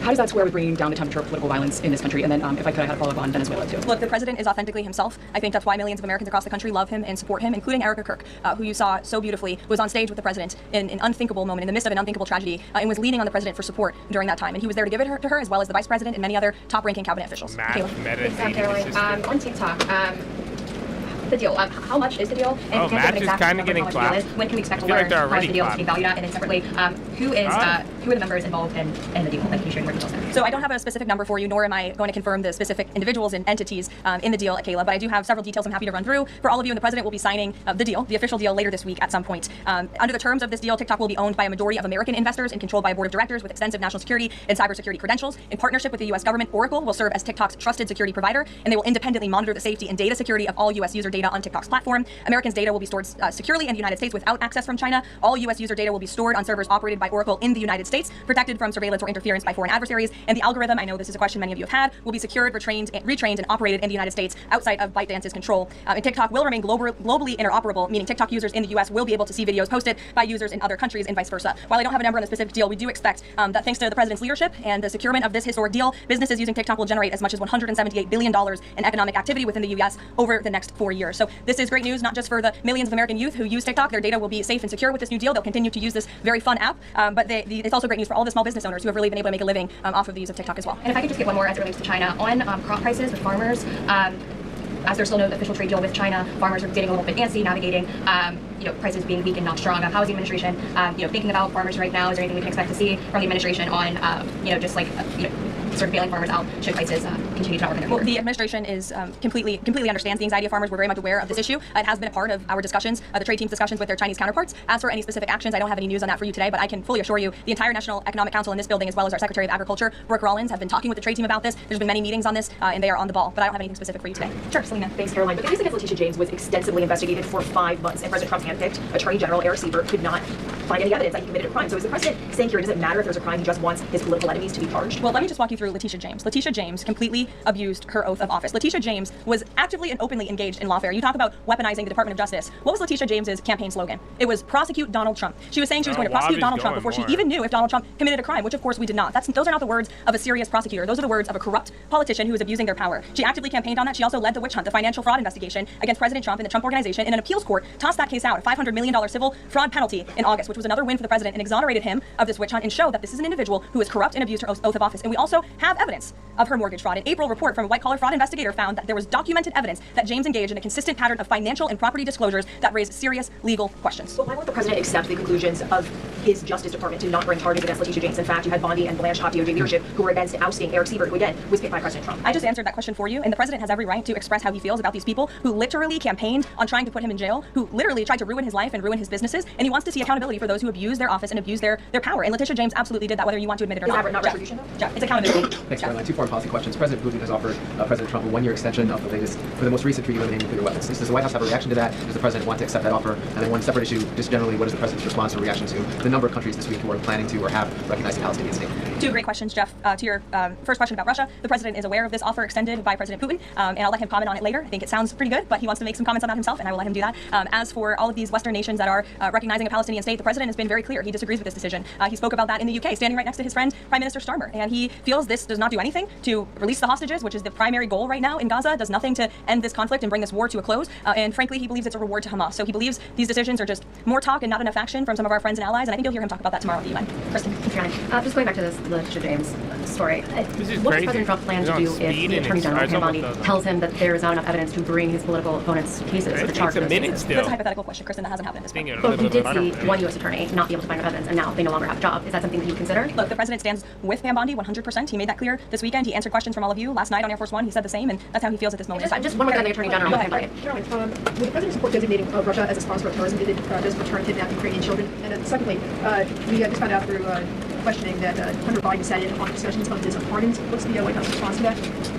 Unfortunately, I think it's unsurprising, and it's also very telling that one of the only pardons Joe Biden signed on his way out the door was the pardon of his son. Everything else was signed with an auto pen, but that one was clearly his own signature. To your first question about Russia, I have no news to share with you. According to media reports, Maduro has sent a letter to President Trump, but President Trump avoided saying whether he has read it. Did he receive it? We have seen this letter. Frankly, I think there were a lot of lies that were repeated by Maduro in that letter, and the administration's position on Venezuela has not changed. We view the Maduro regime as illegitimate, and the president has clearly shown that he's willing to use any and all means necessary to stop the illegal trafficking of deadly drugs from the Venezuelan regime into the United States of America. Context of the letter? Thank you. You and then go ahead. Sure. Thank you, Caroline. Whitline with Borderhawk News. The admin has openly discussed taking legal action against officials in sanctuary jurisdictions. Just this last weekend, we saw Mayor of Evanston, Daniel Bliss, rioting and protesting outside an ICE facility near Chicago. Are there plans to start arresting sanctuary mayors or governors going forward? Unless they commit a crime, I don't see them being arrested. But if they are violating federal law, if they are violating state law, then of course they should be arrested by state and local law enforcement. If they're violating federal law, then they can expect the consequences of that behavior. Nick. Thank you, Caroline. Would the president like to see Congress pass a national holiday honoring Charlie Kirk annually? That's an interesting question. I'm sure he wouldn't oppose such a thing, but you can pose that to him yourself next time you get the chance. Sure thing. And to follow up too, I know the president is honoring Charlie with the Presidential Medal of Freedom. Is there anything else that we don't know of in the works to honor Charlie? Not at this time, but we do look forward to that Medal of Freedom ceremony very soon. Daniel. Thanks, Caroline. This past Friday, Adam Schiff, Tim Kaine, they introduced a resolution on Capitol Hill aimed at stopping the successful kinetic strikes against narco-terrorists in the Caribbean Sea. What does a move like this, what type of message does it send to families, specifically families who have suffered at the hands of deadly narco drugs like these? I definitely think it sends the wrong message. We wish that Democrats would get on board with a very simple idea of ending drug trafficking and securing our homeland. And I saw a report this morning that the Dominican Republic actually helped us seize a boat that was on its way from Venezuela to the United States of America with lots of deadly drugs on board. And so if you actually hear from Caribbean nations in the region, they are thankful and grateful for the administration's efforts, and they're working alongside us to end this plague of drug trafficking through their seas. Sure, Karen. Over the weekend, Democratic leaders Chuck Schumer and Hakeem Jeffries sent a letter to the White House asking for a meeting with the president to talk about government funding. Has the White House responded to that letter, and will the president sit down with them to talk about this, given that deadline is now 8 days away? Discussions are ongoing with both Republican and Democratic members of Capitol Hill. I don't have any meetings or any scheduling updates for you today, but what I will share is that what this White House wants and what Republicans want. We want a clean funding extension administration to keep the government open. That's all we're advocating for. A simple, clean budget extension, a straightforward, responsible solution. Keep the government open to November 21st and allow the full year appropriations process to move forward. And I will add, this is the same budget that the Democrats approved 6 months ago, just adjusted for inflation. And unfortunately, all of a sudden now, they want to shut down the government. And if the government is shut down, it's only going to, it will be the fault of the Democrats, and it will only hurt the most vulnerable in our country, our seniors, our veterans, our military families, and increasing security for members of Congress, which is something this White House and the administration supports. And if you look back at the statements made by Chuck Schumer and Hakeem Jeffries in the past, they too have advocated against a shutdown and for keeping the government open. Democrat Chuck Schumer himself said a shutdown would mean chaos and pain and needless heartache for the American people. He said once, avoiding a shutdown is very good news for the country, for our veterans, for parents and children, for farmers, and for small businesses. Hakeem Jeffries also said it's about the harm. Families will be hurt if there is a government shutdown. Farmers will be hurt. Holiday travel will be impacted. Democrats clearly know what the right thing to do is here, is to join with Republicans to pass this clean funding extension. That's what the White House and the president wants. And with that, we will see you all at 4 o'clock for this big announcement later on. Thanks, guys. Thank you. All right. Ooh. Well, Ryan and Tyree. Yeah, that was 2 times speed, baby. Well, thank you, my friends, and happy Monday. It's been a good Monday. Right. Well, we don't have much time left. We have an hour and 40 minutes. Not bad, baby. And thank you, my friends. Meta Facebook dating features. Dating assistant and meet cute. And what's meet cute? Lego. What up, baby? My friend, thank you. And good Monday. Good morning, good Monday. Oh, yeah. The match, they went down 3. That's kind of decent from there. I would have played if it went 3 on the first one. And then Bonds kind of went up a little bit. Legal, Tyree, Ryan. We got a lot going on here today. It's been a good one. We even have 50 from Mr. Was it IX? EX? EI? IE? Then there's I Octavio. It hurts your head. It'll be fine. Match is still going. Yeah, there's something. What I don't know. Something with Facebook. Meet cute. Dating assistant will roll out in the U.S. according to the website. U.S. and Canada. But other than that, man, tomorrow we get Powell. You'll get a little bit more data. I mean, really, it's a PCE week, so still some data, but you'll get Micron earnings tomorrow. I thought Intel. But then, other than that, it'll be Pow, and then if we keep getting OpenAI, NVIDIA, AI, quantum, nuclear, all that stuff, I mean, the bubble will continue. Or maybe we'll take a breather, too. Again, September, usually. Remember, September is an interesting month, but so far we have opted towards everything on, everything towards up on the seasons. And then before you know it, even that old video, I mean, we were talking about, that Santa rally. I think people will front run into it, but for now, everything's been front run, and we keep hitting all-time highs.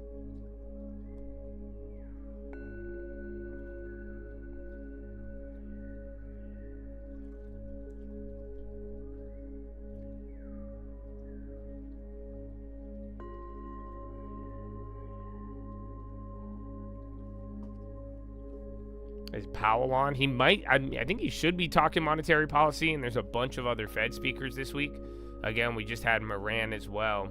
I mean, we kind of started ripping during Moran. He kept saying, he just reminded me of Goolsby. They both were bullish, and he was bullish, but it was kind of his debut. But I'm assuming Powell tomorrow should have monetary policy, but there's always a chance it might not be. And then it will be in the, I'm pretty sure it's early in the morning. And where's Pfizer? Remember, we had like 3 deals in the morning too. Pfizer was up, but then they came down. It was surprising. They were up on acquisition news. But they're into the obesity game now. But isn't this Abivi bought the one in a trial? But Pfizer bought a company that still has drug trials, which I thought is interesting. So that's still a gamble. And then, yeah, man, an hour and a half in the day. We listened to Miss Caroline. But now, if you do have any off topics, now would be the moment to do that. Otherwise, you get a long term. We could talk about the long term too. We talked about real estate. We talked about the Bible. I don't know, any businesses. I forgot to put the farm update in the watch list. You should watch the watch list, the bubble. Be aware of it, but I did forget to Yeah, I had mini ones, but pretty much maybe in the next video. We still have time, but I was thinking about it, man. If it's already October and then it's gonna be November, I don't think I'm gonna sell the place before the end of the year. So like we should plan out like a Christmas, Thanksgiving, or end of the year thing. That's what we gotta focus on. I'm surprised they didn't. I mean, but Vanny, I think they went up on as a result today. But I'm surprised they didn't buy a lot of other of those obesity names. I didn't even MTSR, whatever the fuck they were. But that was like still 20 billion or something. How did you sell the long term to your family? Did they listen? My parents said that I was a gambler, and then go buy a house all cash. And then my sister didn't want to do it until it was at the top, and then she wanted to quit the first moment it went down. And then, yeah. Welcome back, guys. Today I'll be talking about one of my favorite stocks. I'm looking over your channel. I want to see why you're here. Why are you making YouTube videos, if you're asking me? She goes, hey, why the fuck were you selling them, bro? So, yeah. Oh, and the other guy, I forgot to ban him. You're good, I'm not gonna ban you. Remember the other guy on Friday? And he thought we banned him, and then he overreacted and then disappeared. He showed up again. I put his channel up there to ban him. I forgot. So he'll be surprised. But yeah, we didn't ban as many people today. But you guys did get to see the benefits of a gated community.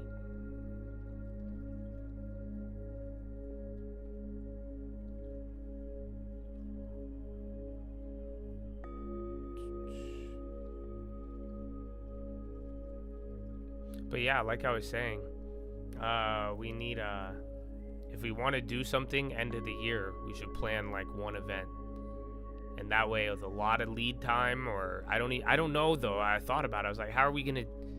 The hard part was like mixed is like, because some people are gonna land at different times, and then the location. So we need to coordinate that better. Because if we could figure that out easier, I mean that's a no-brainer. But yeah, I want a one end of the year event that could encompass Christmas, Thanksgiving, and New Year's. You just listen, don't ban you. I mean, it's not like, I don't know.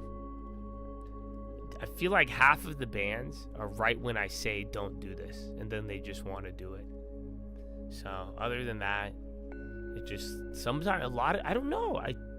Sometimes I don't even know what it is. But today was a chill Monday. Usually everybody gets banned on Monday and Fridays. What's the weather like around Christmas?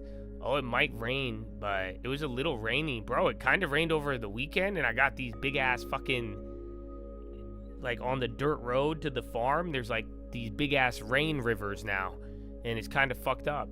Because now there's like big ass cracks in the fucking thing. I need to like a tractor, and I need to like level it. So yeah, it's kind of fucked. And then I keep having back the fucking Airbnb. I thought it was gonna take like another couple weeks. So I have good news on that. I don't know, Mitch, are you here, Mitch? I'm gonna call you in the next day or so, Mitch. But I do. I want to make. I got the approval. So, or at least I'm gonna get it next week now instead of next month. So we will be able to do it. G-Wagon with a dirt rake. Would that actually work?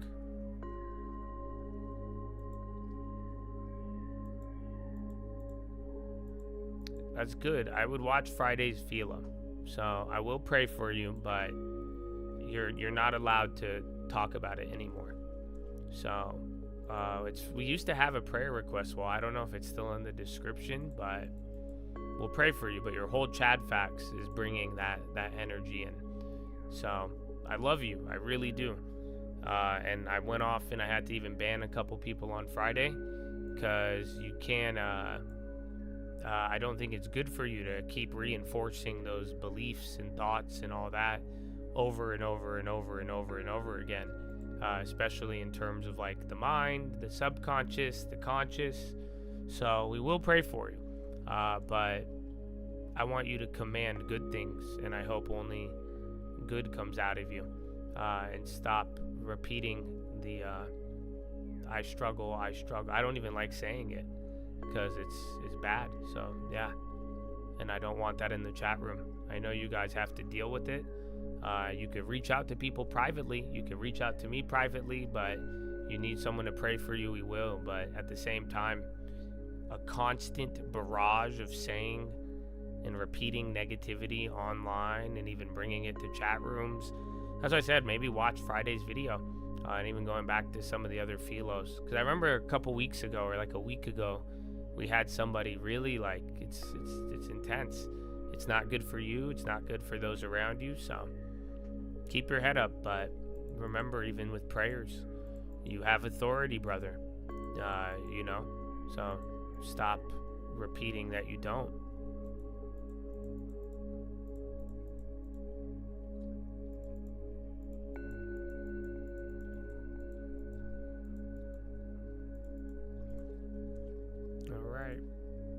Continuing the video, I need to go pee. I'm gonna play old propaganda for you.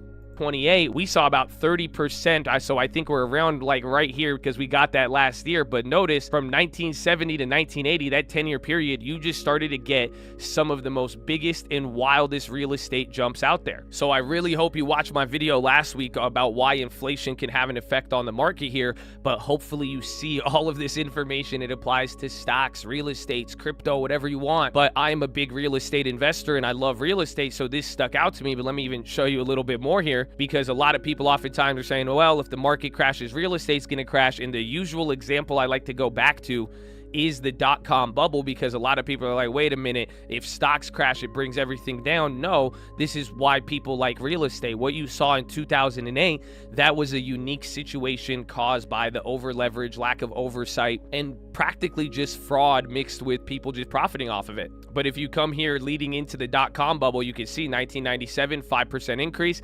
1998, 7%, 1999, okay, market's getting heated up, so real estate's coming with it, 2000, 11%, but now by 2001, 2, and 3, the market is damn crashed because of the tech bubble. You could go look at it, even 04, that's when things start to pick up, but all you see happen is real estate start to keep shooting up. So this is why I'm saying, please look at the data and look at history. Stop letting people lie to you about what is going on with real estate. Again, I could be wrong myself, but I like to look at history and I encourage you to do the same thing. So coming back to the chart here, you can kind of see what I'm saying here now. From the 1970s and that first wave of policy, inflation, and highly inflationary policies not seen in the 30, 40 years prior, that's what's happening here today in 2021. We have not seen inflation like this since the 70s or 80s, and then the policies do reflect very well. This was the result on real estate. So now here's the timeline of the United States housing bubble. So I don't know if bubble has a negative connotation, but hopefully you can see what's going on here. But there is a lot of unique factors that did happen. But if you've been paying attention, if you've been following along, this will definitely make the most sense to you. And a lot of people think Freddie and Fannie all had to do with 2008, but no, man, it starts in 1970. Federal Home Loan Mortgage Corporation, Freddie Mac, is chartered by an act of Congress as a GSE to buy mortgages on the secondary market, pool them, sell them as mortgage-backed securities to investors on the open market. Compare that even today. Regardless of what Freddie and Fannie are doing, you now have the Fed, and this is why Jerome Powell brings up supporting the real estate market. Or a lot of people say, wait, why are they buying $40 billion a month of mortgages? This is something that the government has actually done for a while. So that's one reason why I always like real estate. You have that support from the government and just the overall market that you're in. The average. Amazing.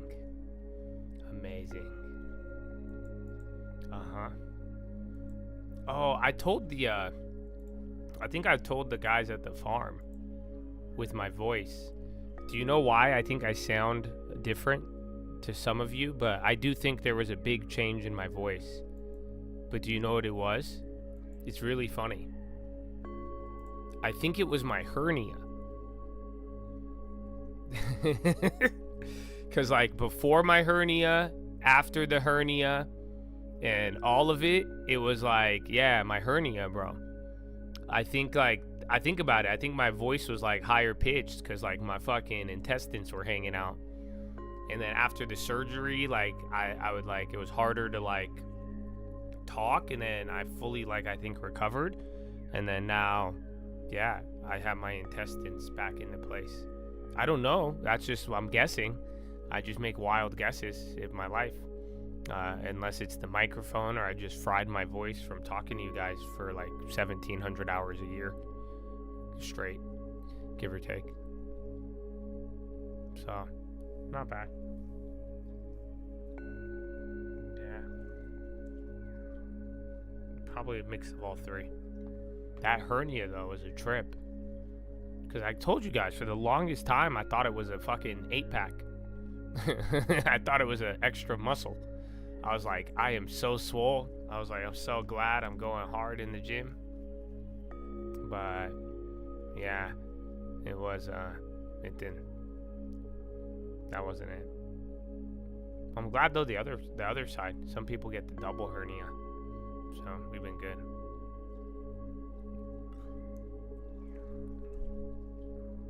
Did you work out? Yeah, I worked out. I would lift a lot heavier, actually. Actually, I don't know. I was like just starting the workout probably.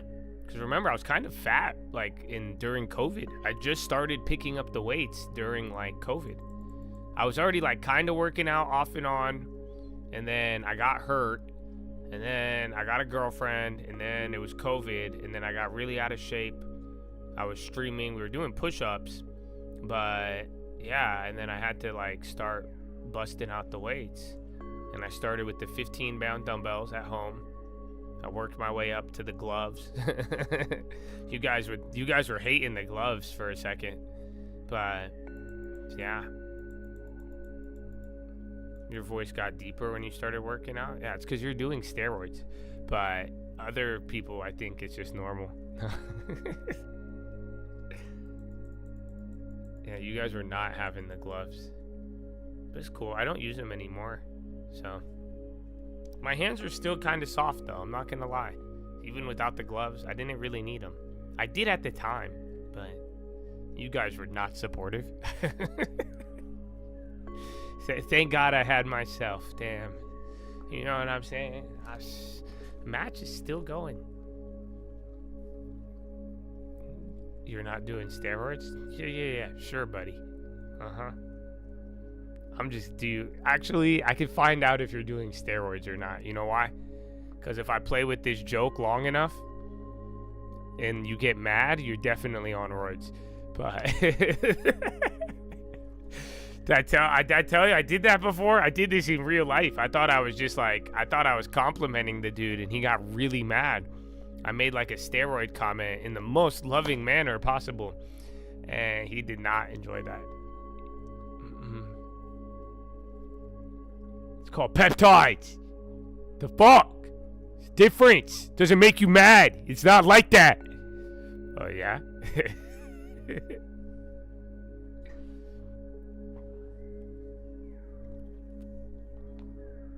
It's like, I take it as a compliment. I'm like, all right, man, can you let me out of this chokehold? All right, bro, thanks. All right, we get it, bro. Just stop. You're huge. Nah, but could be the working out. If I work out too hard and then I wake up early and I don't like sleep good, I don't have a good voice, or my voice will be gone.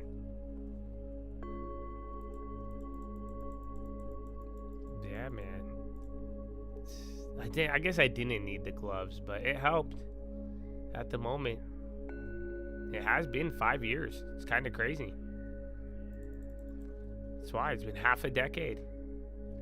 And the spy's at 666. So many things happen. Oh, 6693.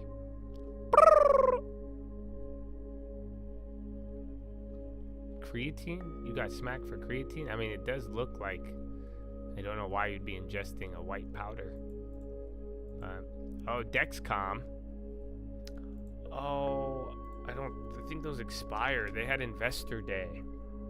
Oh, no. He still got some. Yeah, fuck yeah.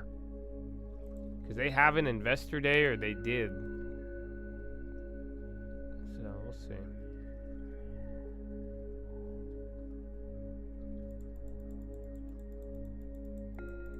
Bro, I can't wait to use my headphones today. You guys have no idea. I'm so excited. But other than that, the noise cancellation is dangerous. It's really cool. You could like wear them out in public and then have zero perception of where you are.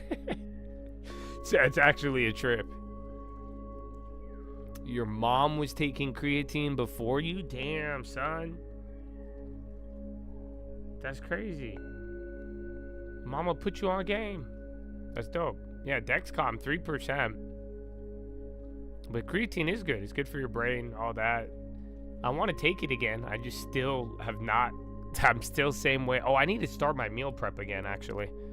Maybe I should take it. But then I'm going to start peeing a lot. So you guys are going to get double the bathroom breaks if I start taking creatine. I wonder, it's good for my brain, though. I'm all about the brain. Maybe I could use some brain steroids. Some creatine. You know, for the synapse. Alright, Intel flushing. NVIDIA's still up. I think all the other chips, I mean, they did kind of dribble down. TSM, Broadcom came up a little bit.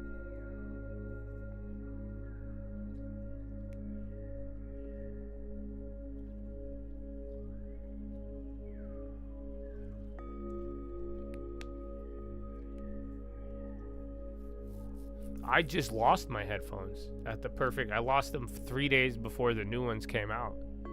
So I had an excuse to go buy them. But it did suck. I had to update my iPhone. Now I got fucking Windows Vista on my fucking iPhone. It's so fucking annoying, bro. I feel like I'm in 2004. Was it 2004? Or was that 2010? I don't know. I fucking hate it. Some Windows Vista shit, dude. Oh, the new Apple 26 iOS is Windows Vista. Do you guys know what Windows Vista is? It's like Glass UI, but it's Windows Vista, bro.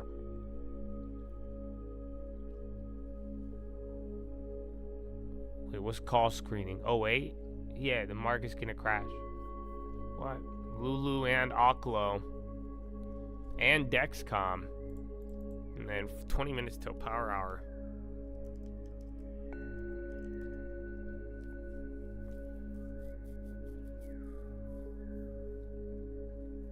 Yeah, bro.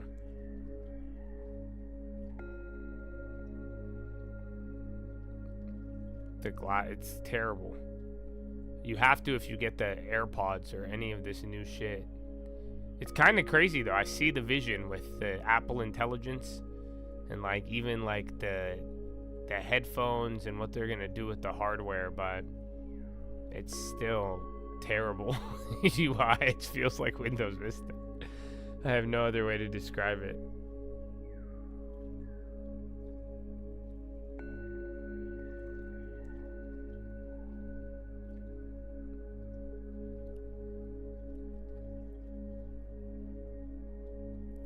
Yeah, wait, what's the call screening? Yeah, Windows Vista would fuck your computer up too. That was a lot of graphics at the time, bro. Let's see.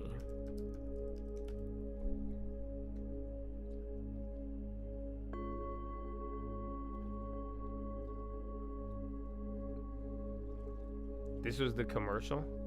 Why is there a Windows Vista YouTube?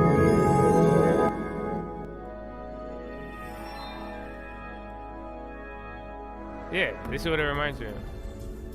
Ultra Mobile. It's the same shit. This is what I'm talking about, bro. The Sony Valve. I'll remember those. Wow. Yeah, it's like Palm Pilot shit, dog. Who the fuck's Median? Am I on some Indian YouTube channel? What the fuck? Yeah, look at the glass, bro. The laptop. Show me the fucking UI. Ferrari hard case? The fuck, dude? Gaming. This is a terrible computer, or terrible example. Alright, hold on. I need to show you some.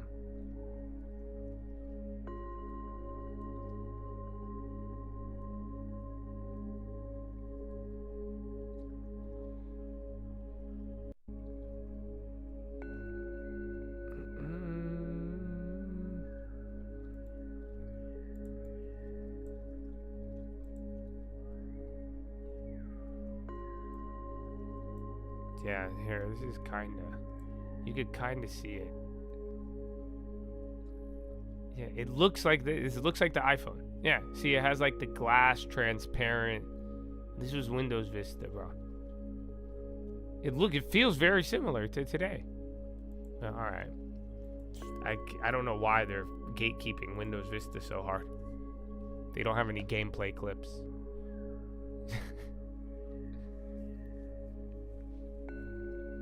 Yeah, but I think it was, and too, I think a lot of computers at the time had trouble running it. It just wasn't, there was a lot of reasons why people didn't like it, but I don't know if it was that bad. Windows XP was solid though. And then what came after Windows Vista? XP, Windows Vista. Was it Windows 7 or Windows 8? I don't even know. Yeah, Arrow. Yeah, so Windows 7. Yeah, fuck, dude.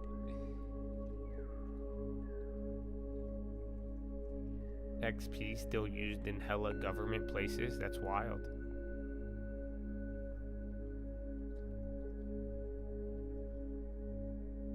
Wasn't the world supposed to end today? Tomorrow. So you still have time to turn in your vehicle and paycheck. Please send me an email, and I will make sure you're ready for the rapture if you're participating. But please make sure all assets are submitted before 12 a.m. local time. Otherwise, you may have to wait to the next departure.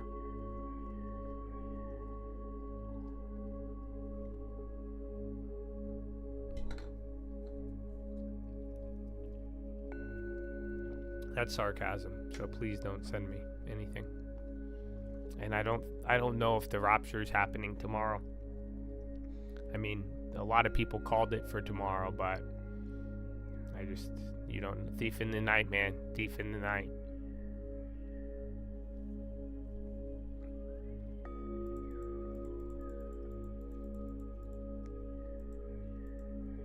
A serial cable?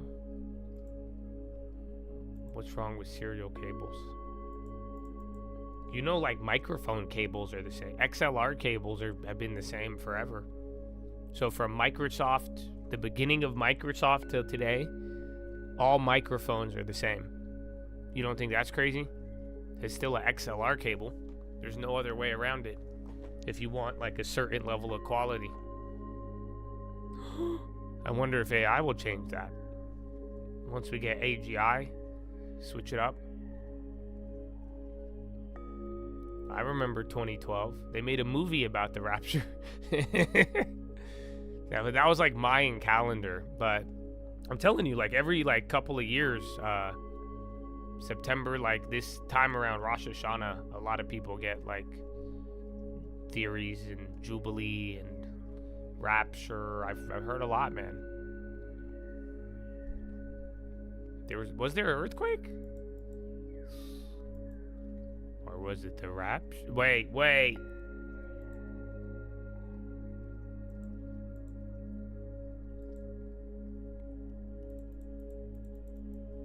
If XLR goes Bluetooth, that would be crazy.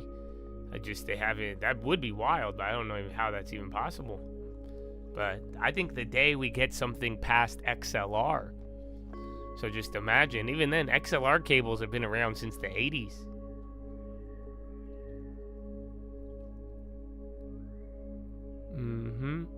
But yeah, like think about, yeah, so like the mic I'm using now, the little like cable, you don't, yeah, there's nothing. They have like, what's it called? It's Yeah, you could get wireless, but the receiver still connects to like an XLR. Oh, I was about to say something else.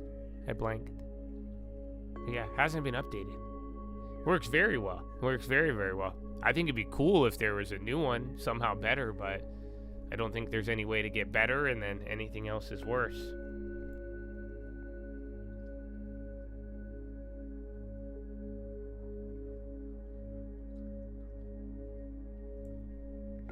No, I've never worked in production. I've just plugged wires in and shit and just learned from computers and just played around. But like, what the fuck is a Bluetooth? We're not ready for that discussion. I never seen nobody with blue teeth. What is a Bluetooth? You know what I'm saying? I've never touched it. It's in everything. How does it work so well? Like, where would the world be without Bluetooth? How come Bluetooth isn't the richest person in the world? Do you not see how important Bluetooth is? It's kind of crazy. Like, what Bluetooth is hella invisible too. You guys don't believe in Jesus, but you believe in Bluetooth? Do you understand what the fuck Bluetooth? What the fuck is Bluetooth? I know a decent amount about computers. What the fuck is Bluetooth? Why does it work so well? It's old. Y'all ain't getting. Better repent. You have trouble comprehending the Lord. Okay, tell me about Bluetooth. I'll wait. It's fucking magic. Little demon box. I'm looking at you, computer. Your little demon box is spreading all this blue teeth out. Fucking little smurf ass. Nah. So yeah. What is it? Bluetooth was actually quite wealthy. Well, good for him. He should be. Man. Y'all want to end capitalism? And then we never have no more teeth. But I don't know how I feel about this weird crony capitalism, fascism, all of it. Oh, you have Bluetooth. I know a temporary feeling. Yeah, but can you connect my wireless library automatically through it? Cause that shit how? I don't.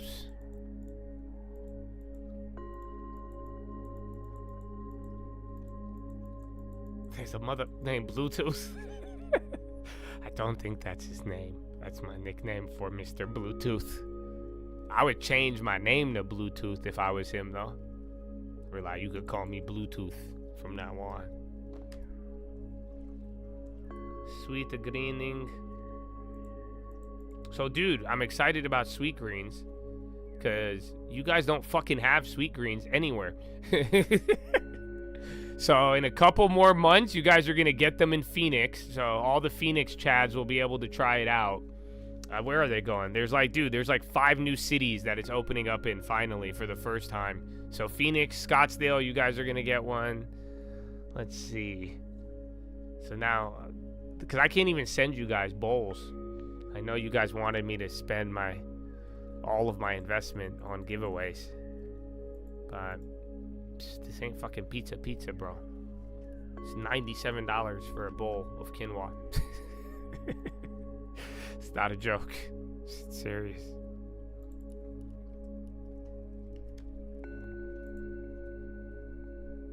Newegg on the low. Oh, that thing's dumping. Down 15? Just right now? Yeah, bro, just dropped $10. Hot dog.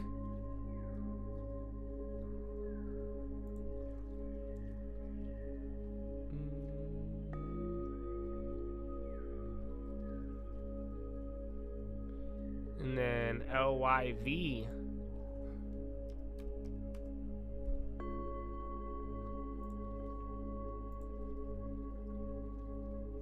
Oh, I was on a conference call. I forgot where it is. It's like Scottsdale, Phoenix.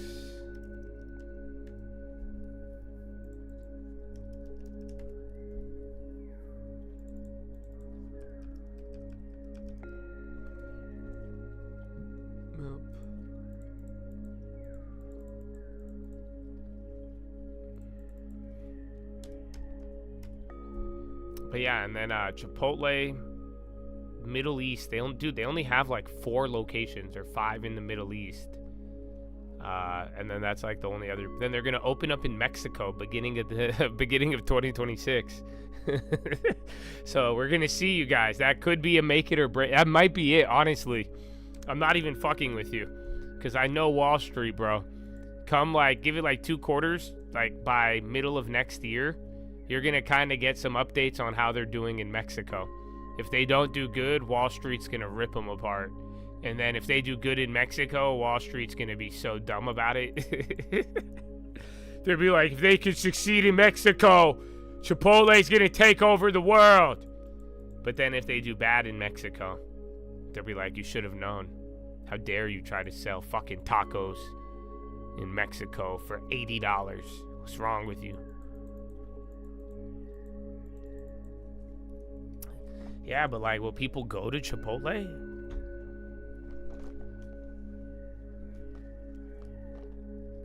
There's no Taco Bells in Mexico despite 2 attempts, 1992 and 07.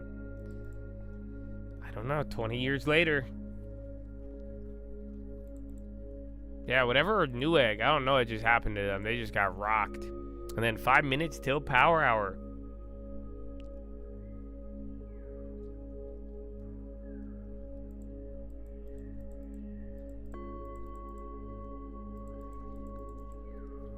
There's a lot of Taco Bells overseas. Well, yeah, because it's not Mexico. I get, well, that's awesome. We're saving layer burrito.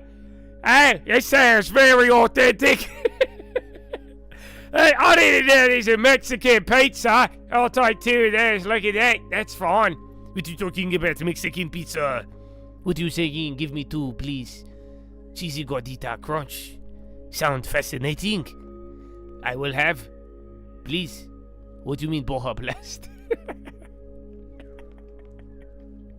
So, I don't know, bro. I think they're sending the wrong message.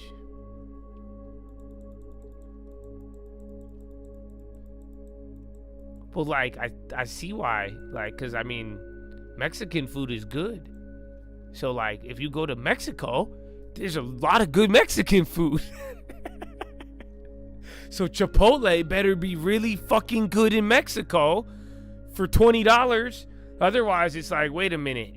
Why wouldn't you just go anywhere? Dude, the street tacos in TJ, you know, some of them might fuck you up. You might have to take a really incredible diarrhea. But some of them get Michelin stars. So, you know, spin the wheel, man. But other than that, that's going to be really interesting as to whether or not Chipotle will succeed. I think they'll kill it in the Middle East. I think the Middle Easterners will be like, wow, Habibi.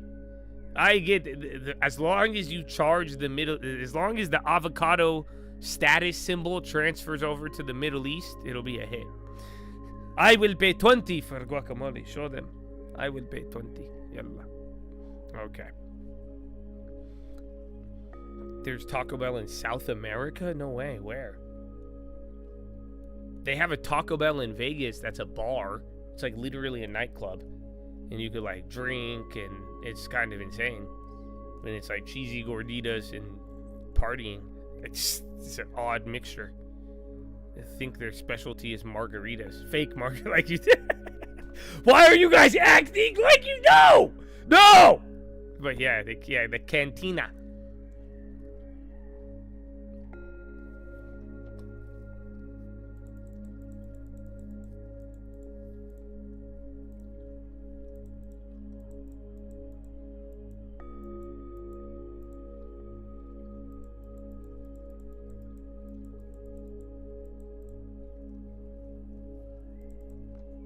Oh yeah, I think Chipotle just sells like fucking kombucha and beer, but they sell it like in a fast casual way.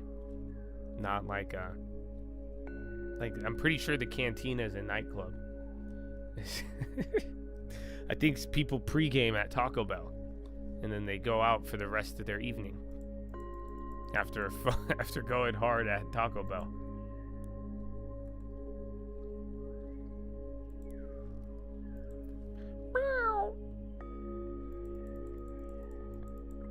Do they even have a Cracker Barrel in California? I've never been.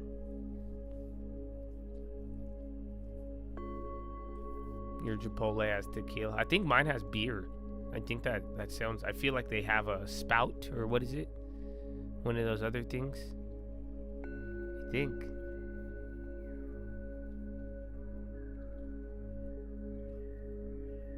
PB Home, Ocean View, 4.8 coverage mortgage, plus $5,000 to seller for 30 years. Email it, but so $9,000 a month that's a clever way to say that. But if they're down to seller finance, depending on the terms.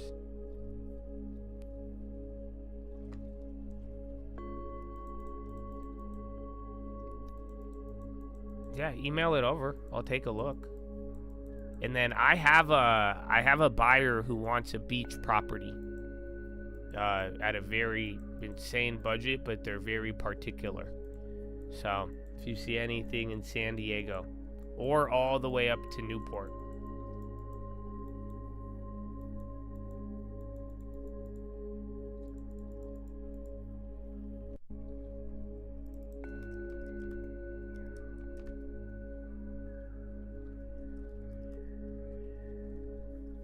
There's a cantina in Newport too? I didn't even know that. I thought it was in Vegas. Dude, I talked to somebody about Ventura. No. I met this developer dude the other day. He's out in LA, and he was telling me how he does, like, they do deals in like LA and then out of state, but then he said he was looking for stuff, him and his son, and I told him I said Ventura. Because he said he wants to be around LA, and I was like, well, you're either gonna go south or you're gonna go north. But someone else brought up Ventura too. I mean, that it's beautiful, it's just far. Was it a guy named Zach? No, I don't think so. What the fuck was this guy's name? I don't know. It could have been, but I don't think it was Zach. No, I think it was like Adam.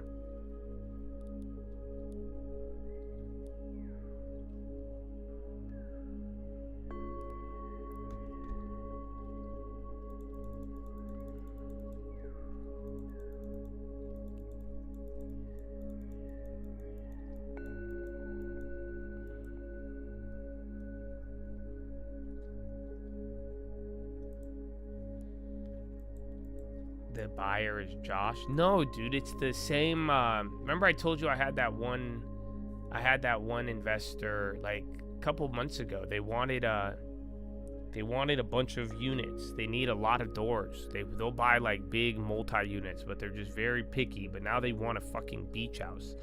And I'm like, that's not what the fuck. That's a big difference. So, but yeah, they're gonna get both. Broadcom launches $5 billion debt offering, and then Walmart same-day pharmacy delivery now includes refrigerated and reconstituted medications like insulin and GLP-1s across the U.S.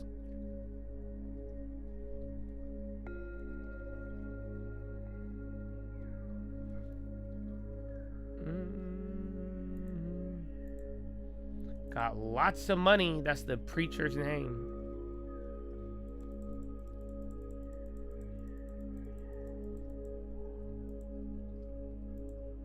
JD, why you do? Why, Habibi? Dude, the long term's down. Why? Oh, Intel. Stupid. And then IRM came back today. It's always a good time.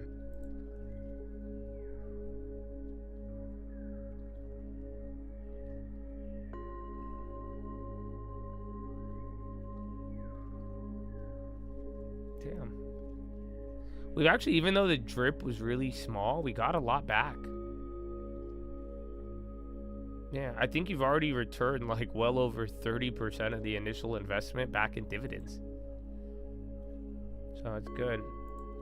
And then it's good. I'm glad, because I remember kind of at the beginning of the year, we had other smaller positions. Remember, IRM was kind of higher up after, and then IRM shot up too for a second. But Yeah, it's still pretty solid, and I'm glad we got to build around it. We have just as much IRM as Arkite. I like Habibi.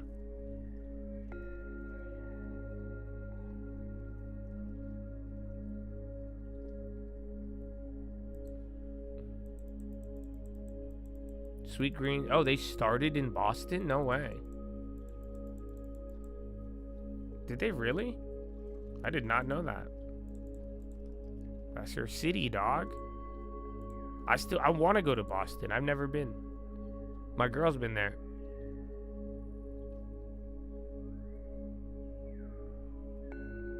Would buy it as a rental? Well, email, but I don't know if it'd rent. It all depends on the second unit, but you're not gonna rent one unit there for $9 grand, depending on, like, you'd be surprised. It all just depends on how the view is and everything else. That's, but I would also too though, it has good comps, you could add it up. Why not just fix it up and flip it?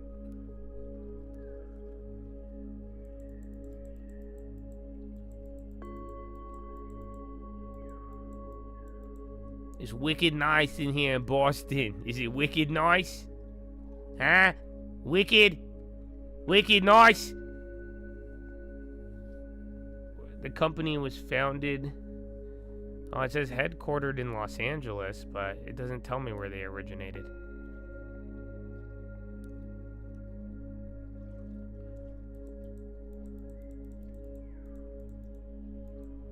Two units? Yeah, that's... Then 4.5 each is doable. It all just depends.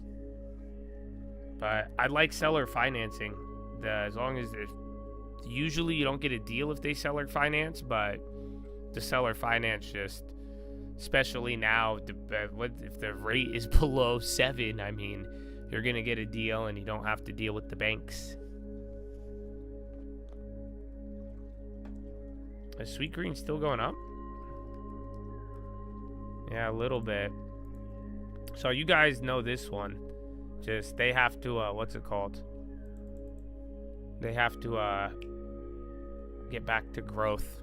This one's on... So if they get back and the EPS gets, and the EBITDA goes near green, this thing will fucking triple. And then if not, it's gonna go down 50%.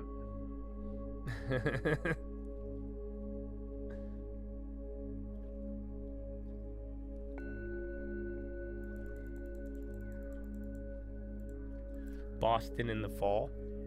Is that right now? I'm kind of down. I want to go to Chicago still. I haven't seen there. Boston is a place I want to go. I want to see Mount Rushmore. I want to see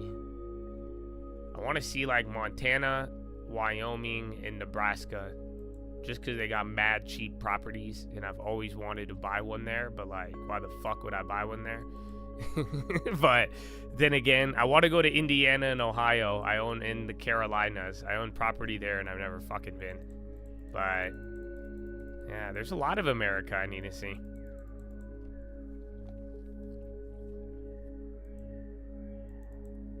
You want to go to Bar Harbor, Maine? Why? The lobsters?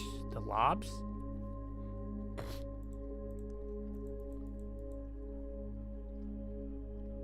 Hood, a 52-week high. That's running right now.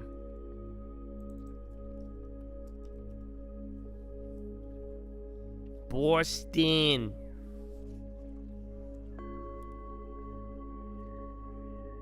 You'll be my Nebraska point of contact. You got me in Boston. Let's go. Those are all safe. That's it. We just need a mercenary army if we go to Chicago. And I think I have one. It's actually in Chicago. I think we do. So, amen. But, yeah. Boston. I like saying Boston. Is everybody mean, though?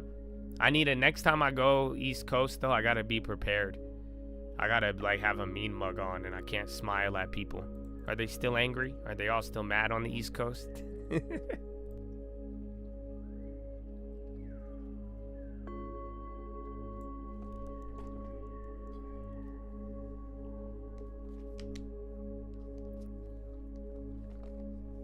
They're not mean. They don't talk like that. Yeah. I didn't act like that last time. I told you though, the first time I ever went to New York, I get off the airport, bro. I'm at the fucking airport, like at the little coffee cart, right? You know what I'm saying? And I get off the plane. I'm like walking out to New York. I'm all smiling and shit at the airport.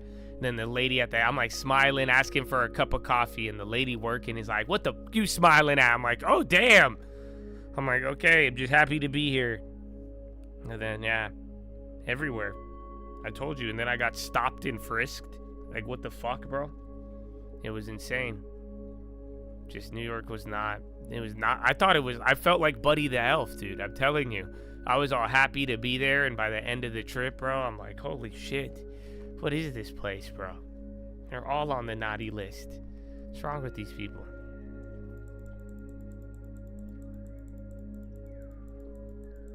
Yeah, by the police.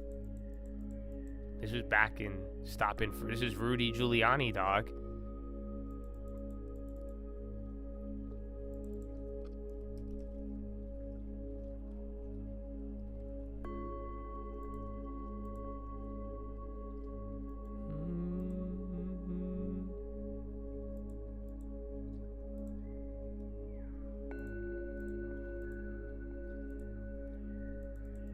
Yeah, Hood and got Hood up there. Oklo, we talked about it in the morning. Let's see the follow-up on that premium. Because remember, I showed you guys to see if it was worth it or not. I think it really ran. Yeah, you got another 50% actually off of the rebound. Yeah, it would have worked. It just, I mean, all depending on your sizing, what would have made you happy, but it did.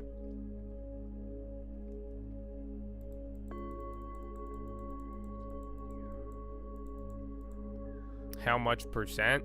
That's going to become our problem because we do have a lot of consumer stocks, but I would say you don't really want to go more than 20% in any industry. Even 10 is a lot, but kind of just like cash. Once you start going above 20% in any sort of asset, it starts to become a lot. I don't have a problem with it growing there. So like if let's say we bought China, right? We kept 10% of our portfolio in China. If that somehow turns into 30%, I'm not going to sell it, but I am going to try to not buy more and try to buy a different industry. So usually when you get above 20% of anything, that's kind of a general, you got a lot of it. You have 1/5, 20%, 1/5 is a decent amount. Yeah, even tech. Again, most people want to be overweight tech because it's probably one of the best things to own. But once you start going, think about it. There's not too many asset classes. So you can only put 20% 5 times. What do you have 20% in? See, so that's why it's like you're not going to have everything above 20. But again, for a lot of people like myself, my portfolio is a lot of tech because it grew there. So that's why I've spent, over the years buying other stuff. But eventually, you're not going to, I guess the rationale is that you're buying different types of tech. Maybe that's where you're kind of caught up in it. Because like, I own a lot of tech, but I don't see it as buying tech, if that makes sense. Like I see Snapchat is Meta is very different than than even Netflix, but they're both tech. So I'm trying to think of what's another example that we have where they're both tech but not, like Airbnb. That's travel, but that's tech. You see what I'm saying? So that could be a decent one where that's tech if you really want to look at it. But it's really travel. Spotify, that's consumer, but tech. So, yeah. But yeah, you rebalance every 10 years, or I just buy real estate. But then again, there's some stuff where, I wouldn't sell my Meta and other stuff just because it got too big. Unless I had a plan for it or just because I had too much of that. But while you're in the building stage and have control before it balloons, you follow the guidelines from there. After it balloons, you just start buying and building whatever else you don't have.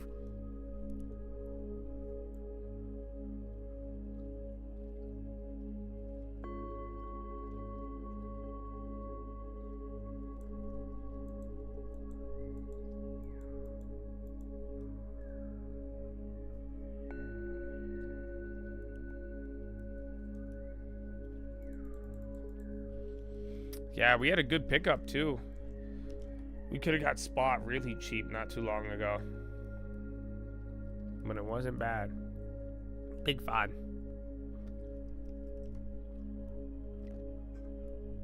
Ba-da-ba-ba-ba. I'm in a coat.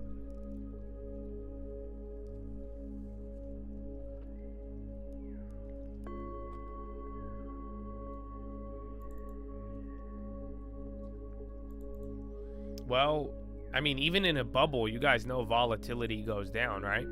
Because if everything goes up, volatility is going to go down. So if we do get a bubble, it's going to be concentrated and like, look, go look at all, like NVIDIA's killing it. We literally had 1,000%er on there. The Ocklos, like I said, you know, those even, you had a shot on those too. So like, that's the crazy part, is that it feels like nothing's happening, but the areas where it's concentrated are just going to go insane. Meanwhile, volatility is going to drop. If you only go straight up until we wait for the next development, that's not volatile. It hasn't been volatile pretty much since like May or June. And then after you got through July and August, that really kind of cemented it. Now you have a rate cut, unless the data gets bad, unless Powell says something, unless there's a black swan. I don't even think the government shutdown is going to get in the way. The volatility is probably going to go lower. So market melting up is that. Why is the market melting up? It was prior, but just remember, you guys got a rate cut 3 trading days ago. You know what, last Thursday or last Wednesday? So that's a big thing. That's why I'm saying the long-term video, I'm glad we added to the long-term. I'm glad I'd watched the weekend watch list. I talk about the bubble. We were talking a lot about the bubble this week. I mean, like we've been saying from the Fed, I think there's going to be more digestion, but you may have heard me say the clock has started. And this is what I keep bringing up. This was from the Fed day. But it's simple. Well, you're right here. Right here is like where we're at right now. They just cut rates. So a lot of you are asking why? That's a great question. You should be asking that. Why are we melting up? Are you ready? Ignore everything. Ignore everything that got you here. Why? Because it's already been convoluted, complex.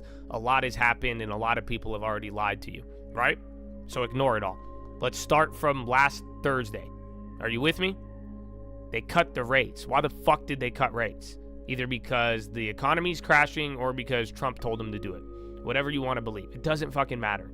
The point is, historically, that's changing the fuel of money underneath the surface. Are you following? You don't realize it yet, but you also had that happen last year before the election. Think about it. That's why we were already front ran into this. That's what people are bringing up when you cut at all-time highs. You've seen this before.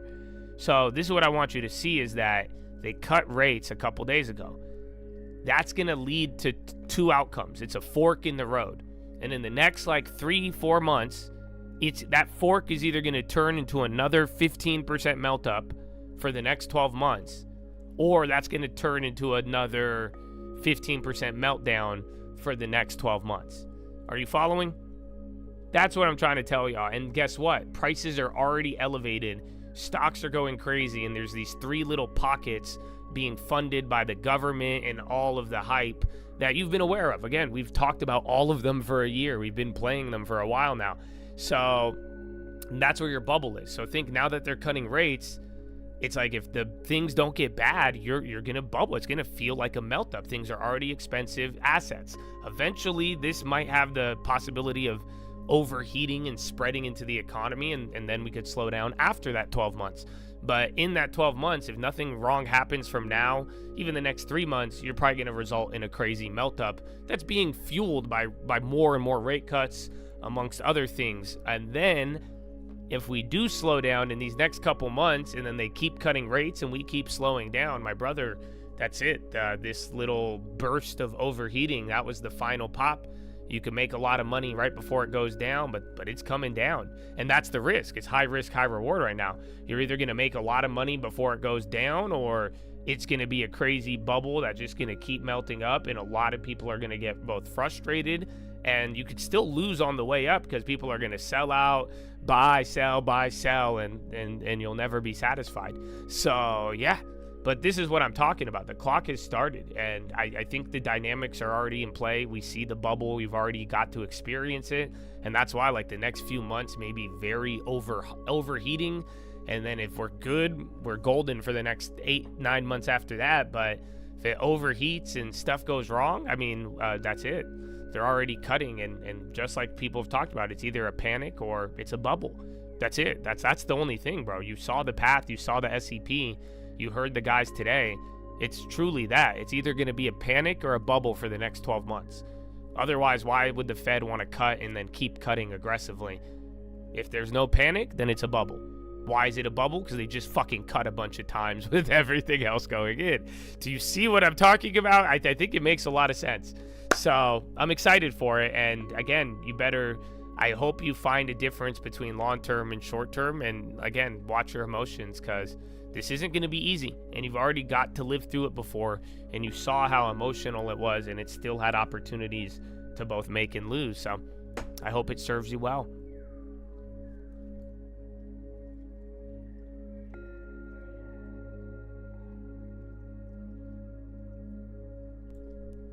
Yeah, and part in part, I've agreed with that from beginning of the year, where Powell should have just cut rates a long time ago, or after pretty much the election when he was willing to, just because it was unsustainable. So I think that's part of the reason, and Trump and all of that. Or again, some people have noticed some areas were kind of slowing, or maybe AI will slow some other things, but for now, it's generally the same economic environment we've been in since 2020, or post-pandemic, just pretty much Biden till now. It's pretty much been the same. Staples, they might, but that's a thing. This rate cut right now, what's going to perform? It depends, because if you get a bubble, staples are going to underperform. If you have a recession, staples will do well. So that's what matters here, and that's what I'm saying. If they cut rates, depending on what happens, no recession, you're going to get a very concentrated bubbly move. And then otherwise, it's a recession, that value, the stuff that's beaten down, the cyclical stuff, those will start to get the bid. And then like the Netflixes and the tech that's kind of resistant, they should still hold up as well too. You might even if you have a more recessionary environment, who's to say tech is going down too? That's a whole nother topic.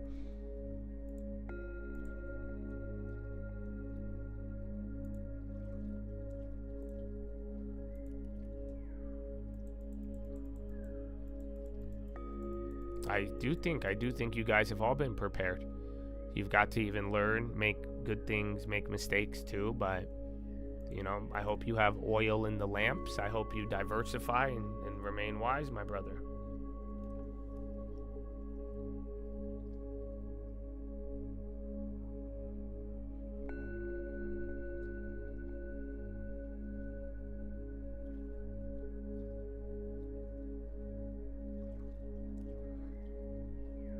AVIV.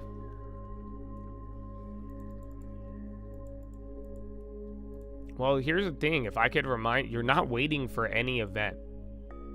That's the key. Like, I'm sure we will be able to mark checkpoints by specific events and turning points, but just the point is start now and be consistent, so you move through this moment, doing the steps you need to, following the principles. Because it's not going to be like one event, you know what I'm saying? It's about working our way through this over the next couple of years, keeping this in mind, and that's why sticking with it. And even then, if you guys heard even from the long-term video, I want to buy some dividend stocks because they're going to cut rates, but I want to be aggressive. So we stacked up cash waiting for the diamond, and I really do want a diamond. But now, like I'm saying, over these next few months, if it's not going to be a recession, I want to get really aggressive. And then if it is a recession, I still want to be aggressive in value because they should do well in a recession. So, but I do want to get aggressive with it because even though the long term's big now, the small one, it's still very small. We're protected by how small those deposits are because it's going to take a year of decisions to really show an impact now. Because again, we spent 9 months by even stacking up, and we used it very well with Intel. So that did buy us some more wiggle room beyond what we already have. So I want to get aggressive if I'm instead of stacking up, if it is going to go to a dividend, I'm just going to buy the dividend stock instead of holding the cash now. And then I do still want the diamond, but that's going to be the problem, because if the diamond does show up and I spend it on dividends, I will have zero cash. So, but I want to be aggressive on the rebuild, and I think we should be aggressive on some of the other names with the smaller account, because even though it's big, it's still small. So, like, because again, some of that, if it sits in cash, it's not going to do much, but if we could get it in the right area, like we've seen with like Spotify, IRM, those small amounts could do a lot of work in a couple of years if we take advantage of deep value. So I'd rather do that, but it has to follow within the framework of 10 years minimum. And that's what's going to make it harder, and we have to narrow it down a little bit more. Oh, wow. We only have 30 minutes, 35 minutes left. Habibi, today to go by the Monday. Look to this Monday, Habibi. Trump will, the Supreme Court will hear Trump's bid to fire FTC commissioner. UPS or Target, I think, is a decent start, to be honest. It's our UPS came up. UPS, I'm really worried about the dividend, but I'm still not afraid of buying it. And then Target. So, and then Tap. That's the new one I put on the list. That just hit another low too, bro. This thing, if this thing fucking knifes hard enough, bro, I'm gonna be a real big fan.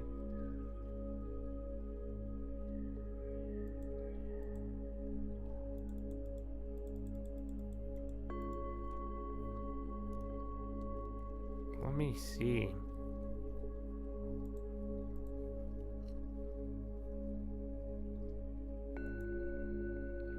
Mute your speakers. I want to call them. I want to see.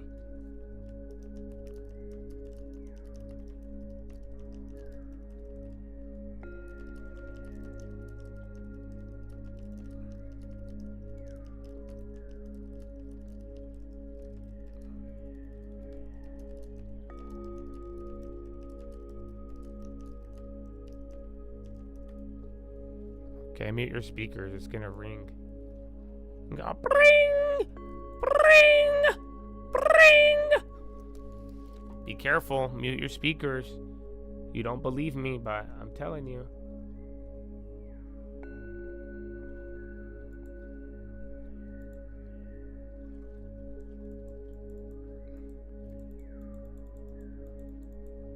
MU? They should. I think they got something. Or I don't know if they have to pay the license fee.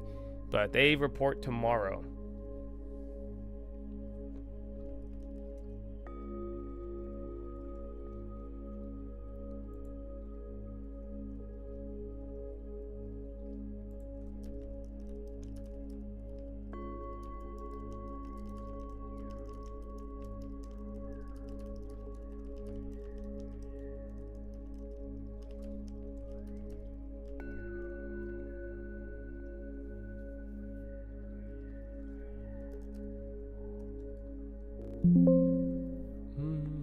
All right, I'm gonna play this video. It sucks. I want to play you the video. I'm gonna wait for the response here, and I'm gonna go to the bathroom. So be careful. Average cost of a new home in 1970 is $26,000, $167,000 in 2017 dollars. From 1960 to 1970 is my favorite part. Inflation rose from 1.4 to 6.5, a 5.1% increase. I believe you're at a 2 or 3% increase right now, or 4%, while the CPI index rose from 85 points in 1960 to about 120 points in 1970, but the median price of a house nearly doubled from $1,650 in 1960 to $26,000 in 1970. In 1970, the median price was $22,000 to $25,000. So that's just from the 60s to 70s. And like the chart and all the data shows you, even from there it went crazy. But this is one of the biggest factors. One of the first moments you saw big CPI increases back then because of all of those policies. Inflation was a small 3-4% run up, but that led to a doubling of house prices. So this is where it gets better, because this is all of the stuff I've been saying. You're gonna see a lot of stuff, and there will be ups and downs, but you really have to have a 5-10 year plan and being able to hold, because that's where you see stuff. When all of this money gets pumped out and you see all of these things happening, pricing in, it is for the future. So you have to keep that in mind. But now look what happens. You got to double from the 60s to the 70s, but now all of these prices start coming in. Again, the prices have already doubled by 1970. Fast forward to 1975 now, the median house price jumps to $37,200, while the average starts to really go higher here. Why? Because this is starting to reflect now the certain areas that are doing a little better or worse. So bring this up on the calculator here. $37,200. That's the median price in 1975 minus $22,100 in 1970. That is a $15,000 difference, but now divide that by the $22,100 that you started from.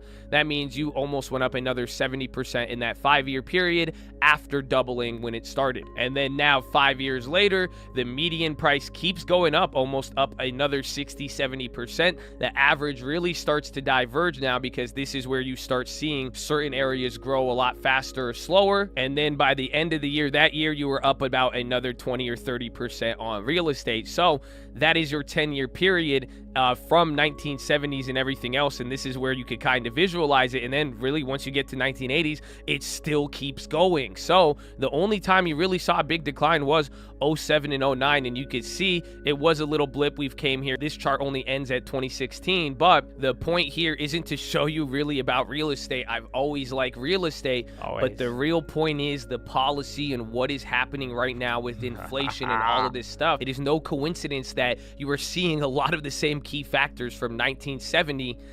Wow, so timely.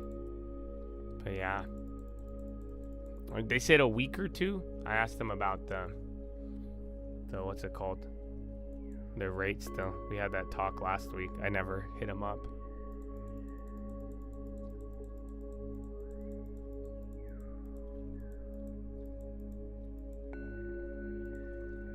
And then Meta's dumping my voice. Oh, a lot happened. A lot happened. You could see it in the long term. But yeah, it's been, that's an old video. It's an old video, half a decade. Very soon. We'll be sounding like this. No. So be careful. Get a long term while you could still understand me.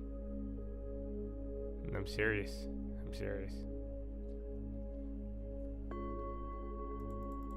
Bill, I don't think Bill is an option anymore. I think that's what I'm saying. They just cut rates again.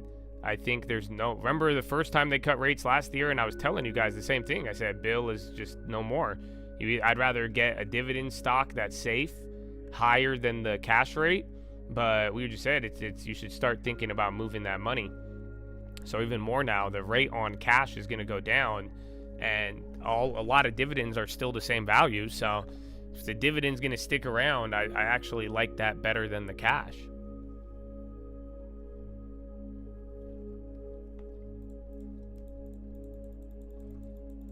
Like, that's what I was even thinking with the, like I'm saying, like the sweet greens.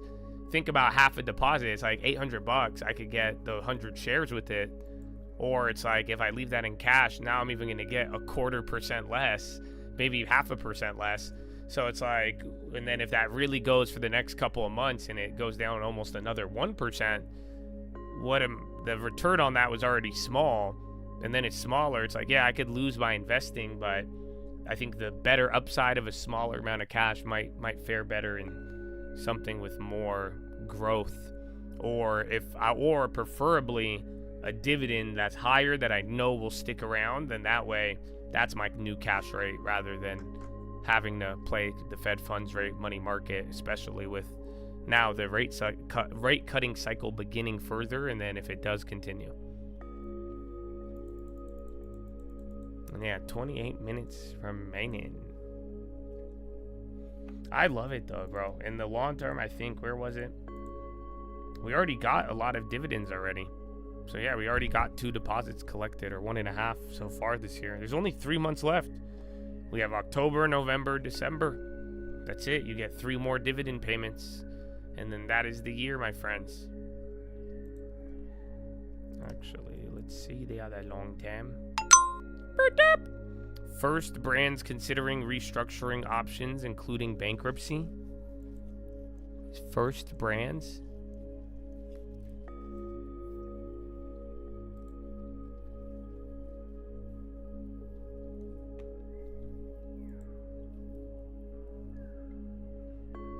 Dude, Oracle. Can't you see? Sometimes the Oracle hypnotize me. I just love your Oracle ways. Oh, okay.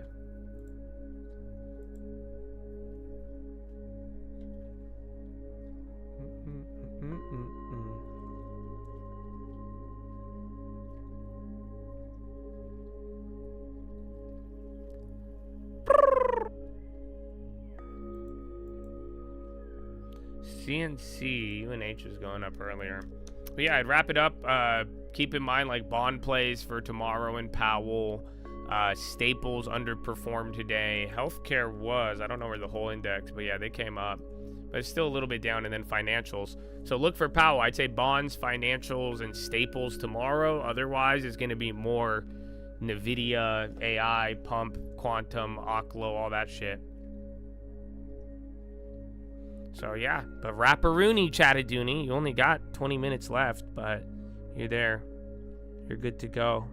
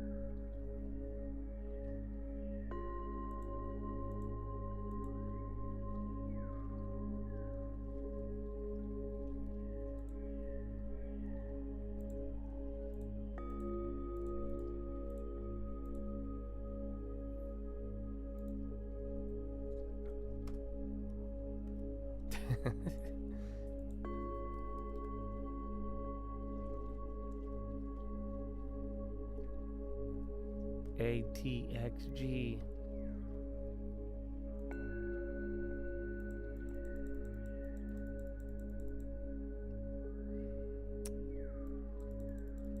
I want to see.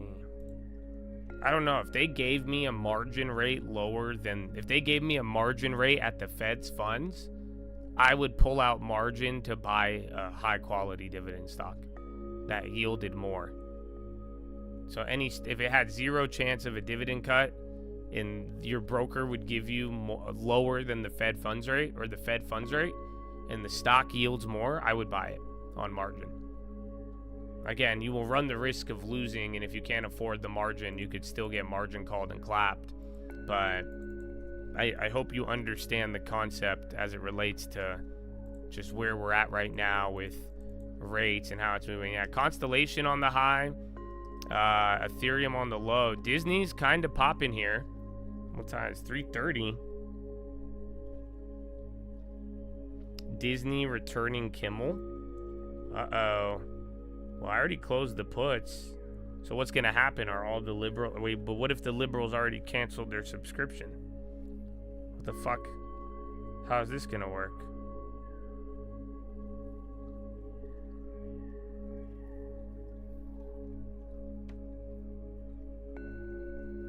Who's doing 3% margin? I don't know, but last time one of the Chads works for TD, he said if you email, they could do something like that. And then somebody else brought up something at Interactive Broker that was like 4 or 5%. So I don't think so. I'm used to margin being like fucking 13 or something stupid. But yeah, I don't know. Nexstar, they owned Kimmel.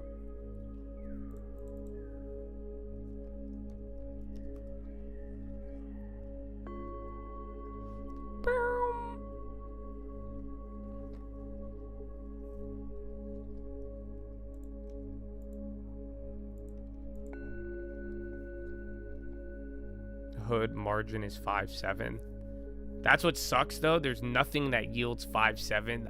I only have like 1 or 2 names I think Target and Tap, those have low enough payout ratios where you can, I don't think they'd cut the dividend. And if they yield higher than the margin, then there you go. Dude, I don't know. I used to watch late night TV when I was young. I miss Jay Leno and like Conan O'Brien. That's what I grew up watching. And I liked it. No, Pfizer has a high X dividend. But I miss Jay Leno. I actually fucked with Jay Leno.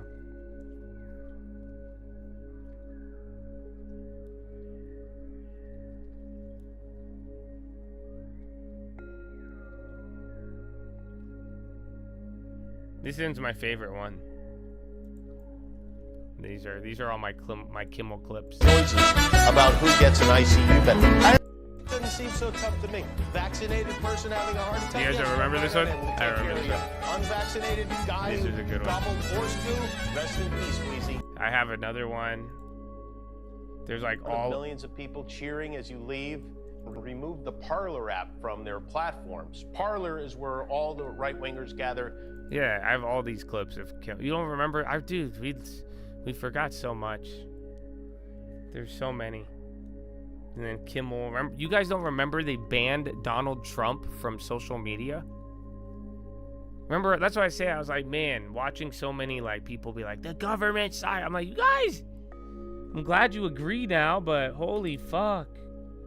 Like, you don't remember? We literally, the president of the United States, you took him off social media. The first moment you could ban fool, you took him off. And then you're like, yo, take off the servers. They got rid of Parler. They got rid of any everything. It's kind of crazy. So, choose no radicalness. They're so mad. It's so weird. So weird.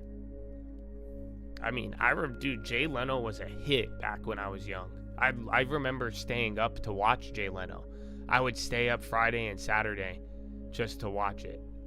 It was funny. But yeah, not anymore.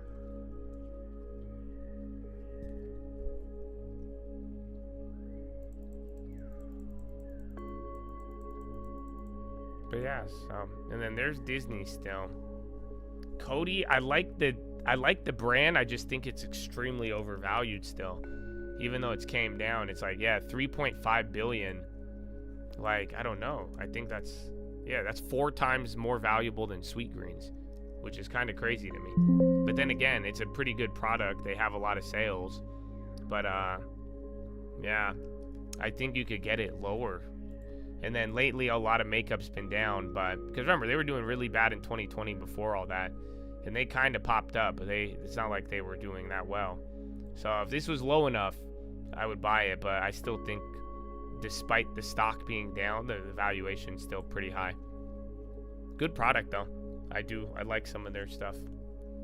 I know about them. I don't use them personally, but I know game.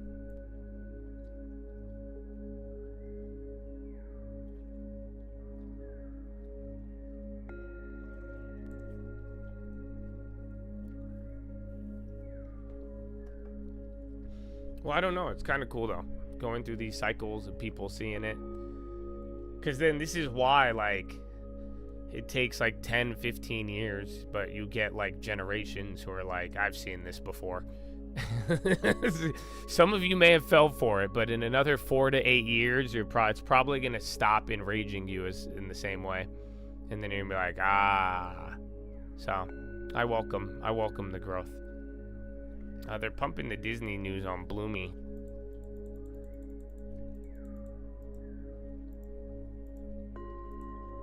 Workday. Oh, where's Hubs? I kept that one on watch. That one didn't move.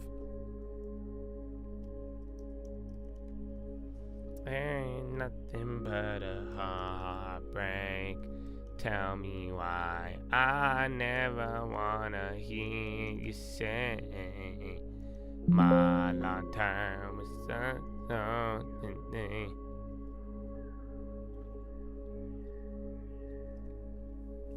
Well, yeah, that's what I'm saying though. Like, Cody's still like, it's high value, like 3.5 billion. That's like half the size of Elf. But look at Elf is doing a lot better.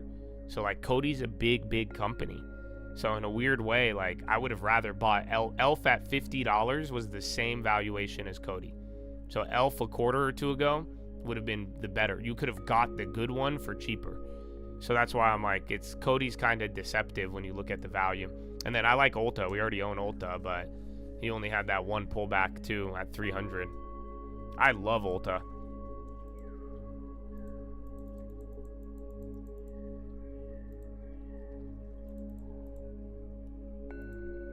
And then Chipotle on the high. I don't know. Yeah, they're pumping the news by to return Kimmel to show air on Tuesday. Everybody into CMG. Sweet greens.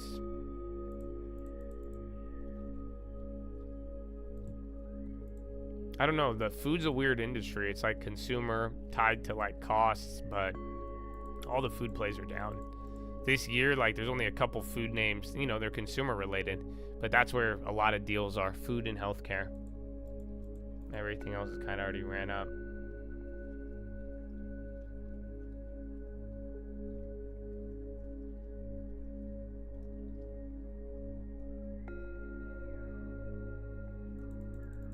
And then Bitcoin, still not a good day for Bitcoin. Oracle keeps moving. Oracle.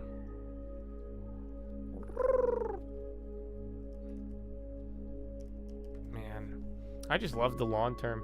And I love you too, Chad. It's Monday, man. We got through it very quickly.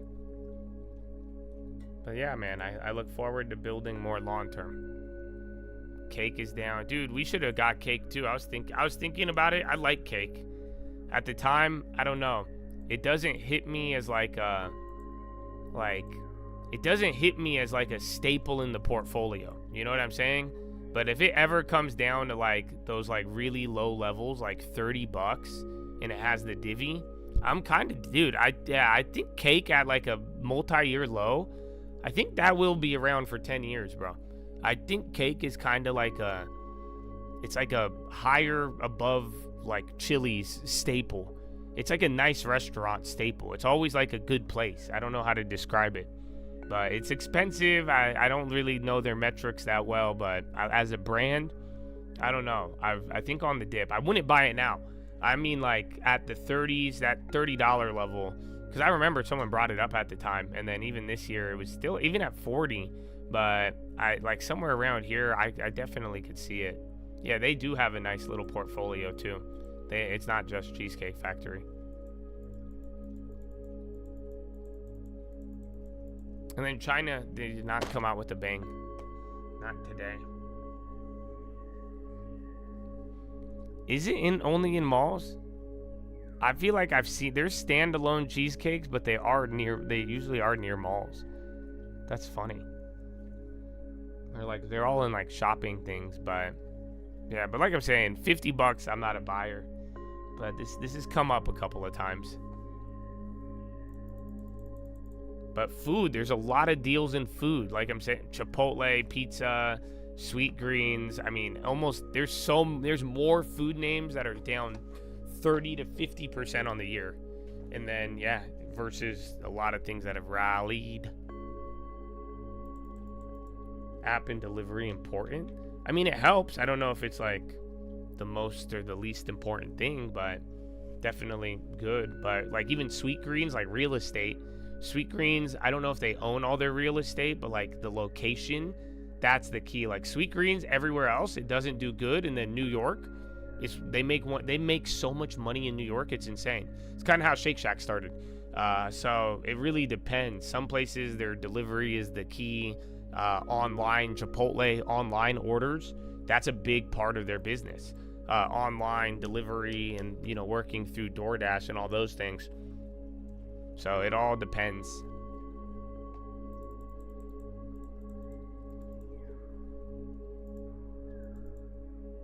Man. Beyond and Tyson. So those are like food.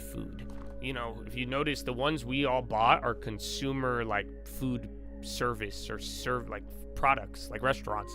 not the actual like Tyson chicken food products or like BG, Bungie, stuff like that. Beyond, we bought it back in the day. You know, I'd say 5 years ago, I was willing to explore that idea because I tried the Beyond Burger. I said it will be around here in 10 years, but 5 years later, it's still kind of whack. I don't think I'd ever invest into it. So I'm glad we only bought our one share. But I would do, I'd like the restaurants for now. I prefer restaurants over food, like commodity, because restaurants can grow, right? Commodities, food companies are only going to make so much and they kind of stable, but think about it. Sweet Greens gets really popular. Chipotle gets really popular overseas. You could, you know, double your money. We could get some growth. So that's why, again, Papa John's, you know, they get that pizza market. They move up that, you know, and pizza's a little different of a metric, but yeah, I like those better than agriculture, chicken, food, the food product itself.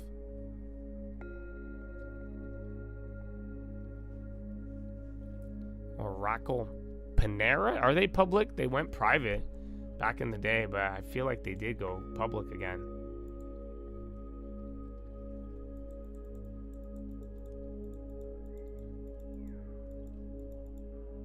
Yeah, Dave's, I like Dave's Hot Chicken. Dave's Hot Chicken's good. I've had it a couple times. Chicken. I don't know, I think the chicken wave died down. Remember, it started with Chick-fil-A, and then little by little, man, just chicken sandwiches. That chicken sandwich with just a pickle and bread, that took over. A lot of chicken companies, but I don't know if it's still the same. It's kind of slowing down.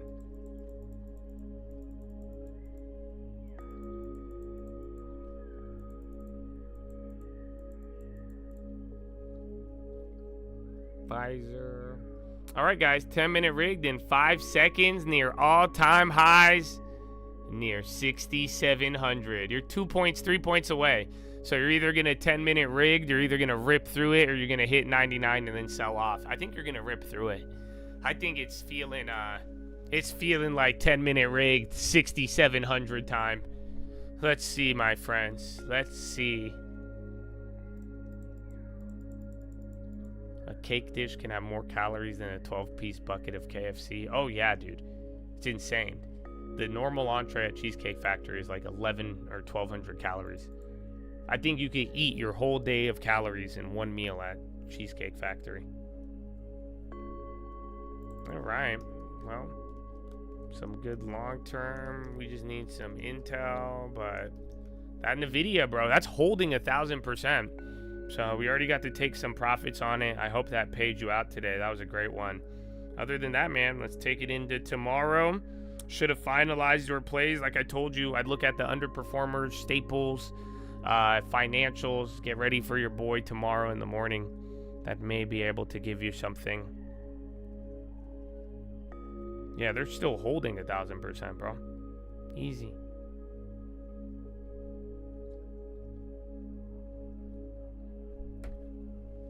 Weyerhaeuser? Is that trash or am I tripping? Like trash company, not like I'm not talking shit. No, it's a real estate firm. No, I haven't looked at it. Unless they do lumber? No, there's one that does waste management, beyond waste management. Yeah, wood. I don't know much about it. Tree farms. Wow.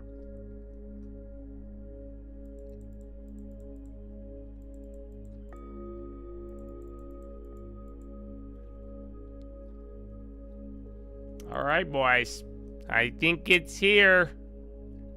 6,700. You haven't hit it. 69.98. Meta's on the low, too. Come on, Meta. Now's not the time. I have not looked at PayPal. Did it come down? I remember at one point we were up like 50% on it this year, and then I looked, and then break even, and then I think we're break even. Yeah. So, I still like them, but you know, we never went really too crazy with it, and then I wasn't a fan of ever buying it when it's up. So I think our purchase price has been pretty solid, but where is he in our portfolio? I don't think it's too big or too small. It might be on the smaller end. Yeah. So actually we're still green on it. So my purchase at like 62. I thought it was 67. So yeah, I wouldn't buy it still. If it goes down, we'll look at it, especially if everything else goes up. Because a lot of financials have done good. And then Square, too, they've switched back and forth. All right, man, we'll wrap it up, Chad. 2 more minutes till the final 5.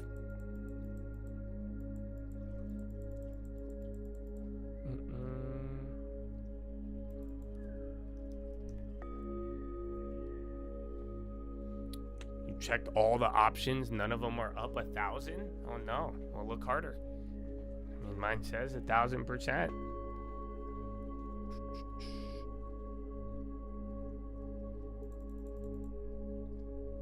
SPG.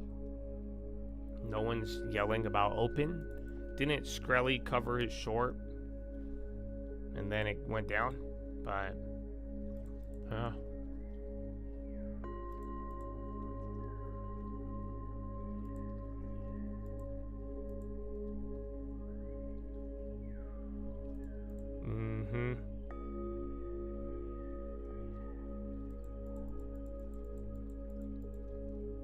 Yeah, I think you just gotta understand the options. So if you look at open, it's not gonna, yeah. So when we bought them, they were down 50% on the day. So, yeah, that was amazing. We need to clip that one for today. That was crazy, I'm telling you. NVIDIA, we had it 2 minutes before, so a lot of those options were literally down 50%. But be careful out there, man. Be careful.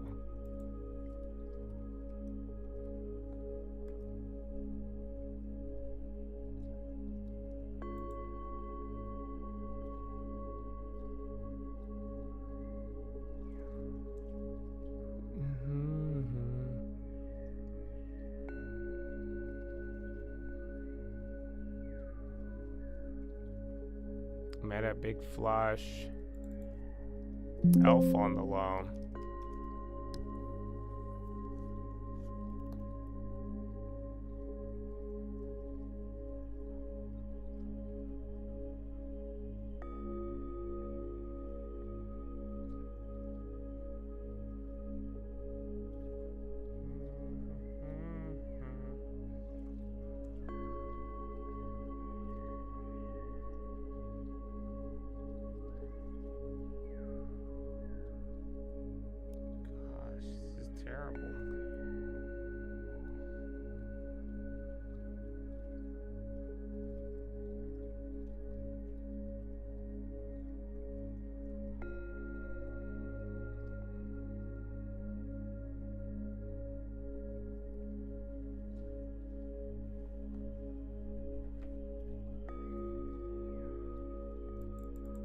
Remember you said get your foot in the door, 25, 50, changed everything.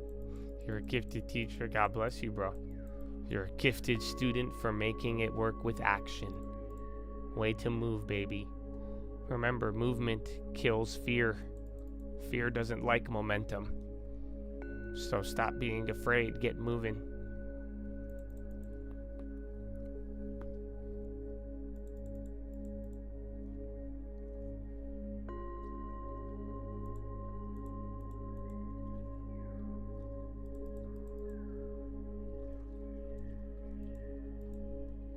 Chipotle, the new pizza. Dude, we're like up 1.5%. Calm down. Okay. And maybe at 30% we could talk about taco. But until then, fucking save 10%, bro. Okay, calm down. Now we got a lot more work to do on this half a deposit. I don't even think we're up 1%.